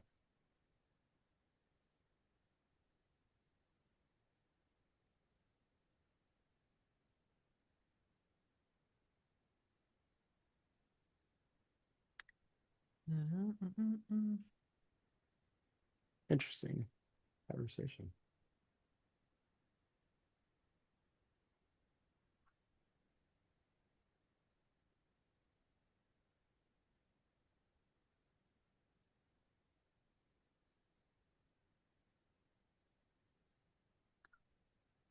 Wiz, then okay, for 24-hour trading, then again, let's talk in extremes. Wouldn't the only way to live by that statement, what you just said, if you're watching overnight, you did something wrong in the trade, not a solid entry, oversized, etc., then wouldn't the only consistent remedy be to take your entry, place your stop, and walk away? Completely. Okay. Yeah, I agree. Doesn't that also then lead us back to your stop is your stop is your stop? Because then if you're watching it intraday, is the only way to determine whether you have a cushion or not at a certain timed threshold.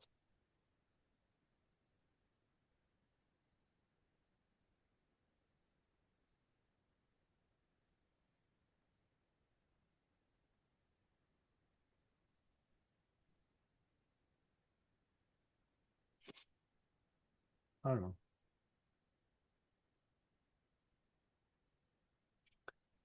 Part of that also stems from um that I think it's pretty consistent for a variety of traders or market participants that they themselves get in the way. And I bet a lot of people can relate to this, that they themselves get in the way of trades more so than the trade getting, being wrong or whatever. It's often some sort of mismanagement. Um, them tinkering, getting involved where they shouldn't be. At least I've experienced that a lot. It's easier to remember those where you sell and it goes higher, or you hold and it goes lower. It's easier to remember those where you got involved and it never hit your stop versus you sold and it eventually went to your stop a week later or a month later or a couple days later. Um,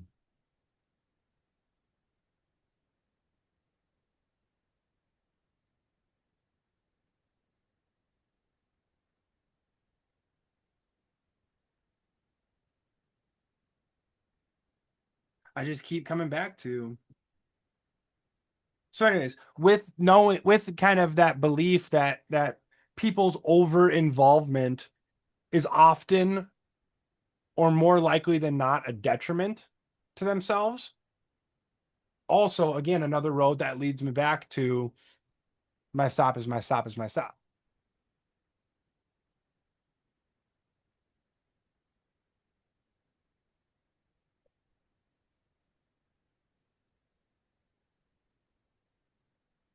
It also um it's also a difference in strategy too,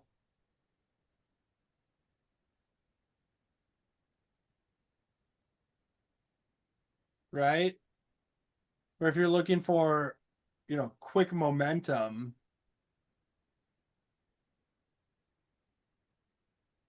and breakout continuation, higher high continuation, then yeah, that's probably critical, right? Because you don't necessarily you care about more about momentum and time and continuation more so than you do about stop, risk, and invalidation.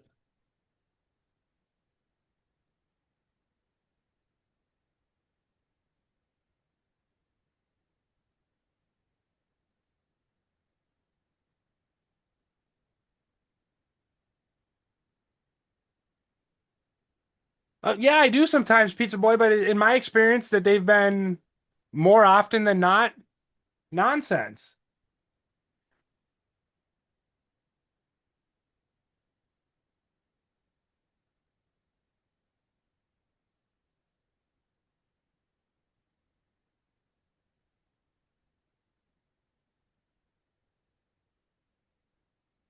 Let's take a look at D Dog here.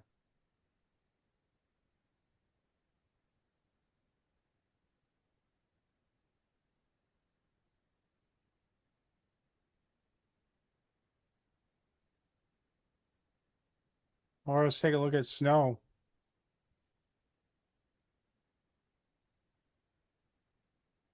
Try to think a lot of things are more strategy oriented. Say I buy the red to green 226. It closes at 227. My stop is 217. I have cushion. Next day you're trading 250. There's one example.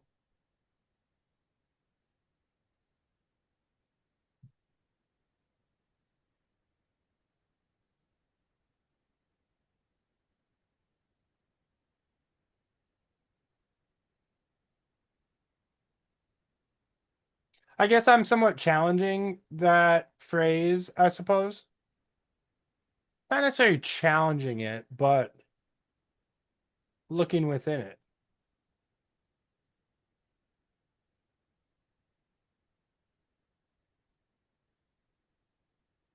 I think two things can be true at once.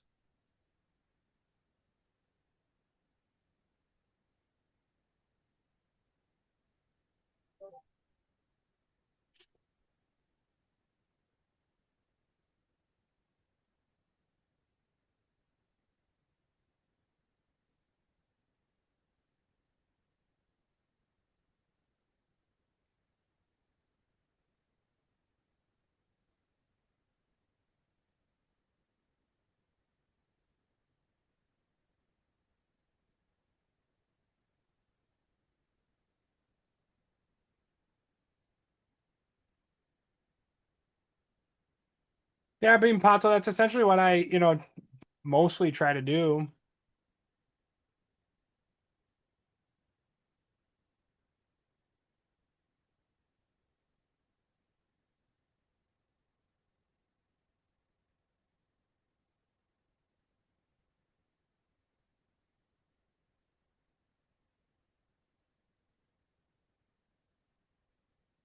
Damn, dude. This WGMI looks like a big failed breakdown today. You see this? If you draw like a level of 45.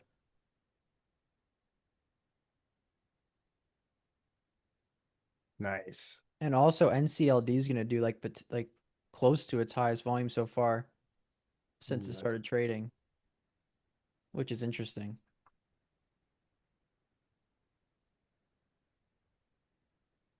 things actually pretty liquid. Mm-hmm. Million a day. Light too.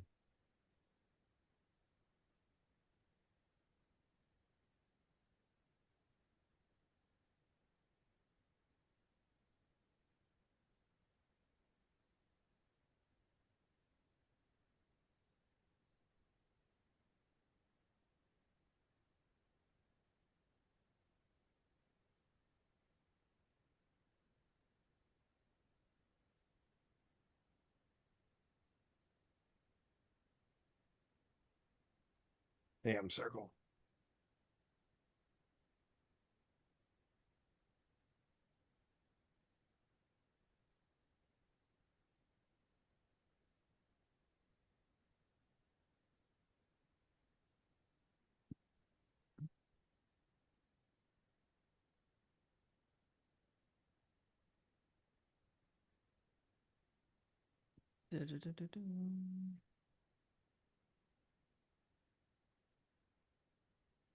Oops.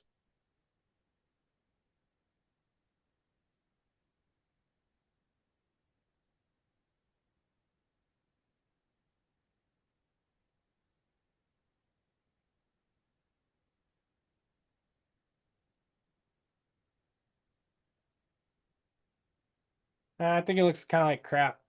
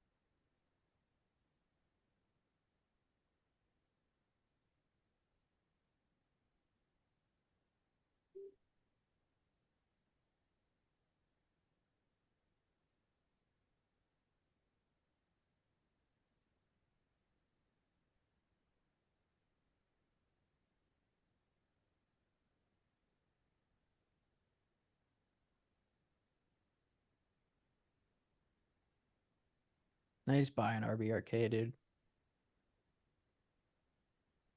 Thank God I would have had to call the sponsored hotline. That's not funny. I should have said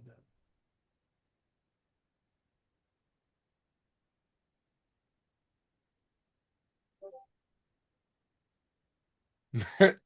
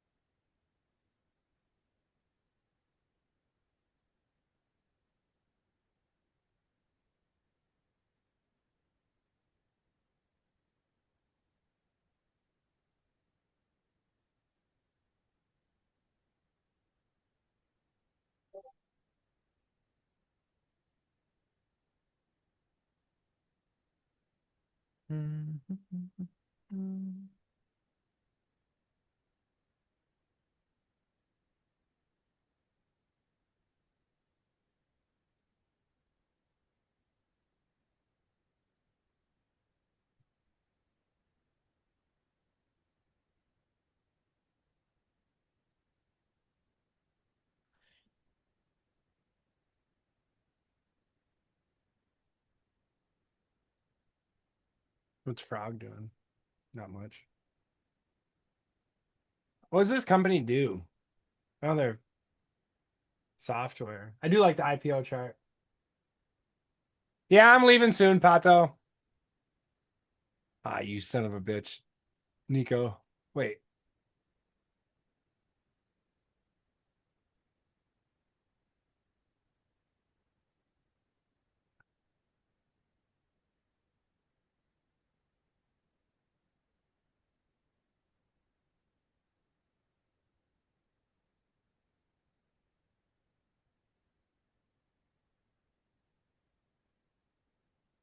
good. Lily X calls.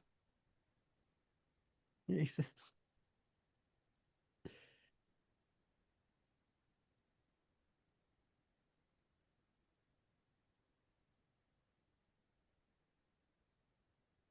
Yeah, I hope we get to meet one day.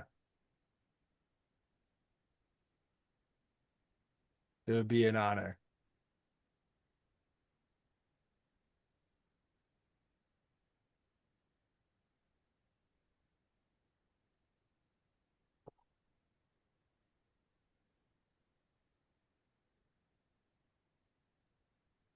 Do you want to do something someday soon?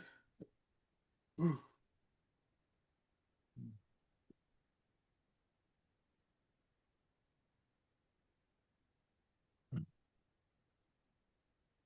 little Uncharted sponsored outing. AXTX.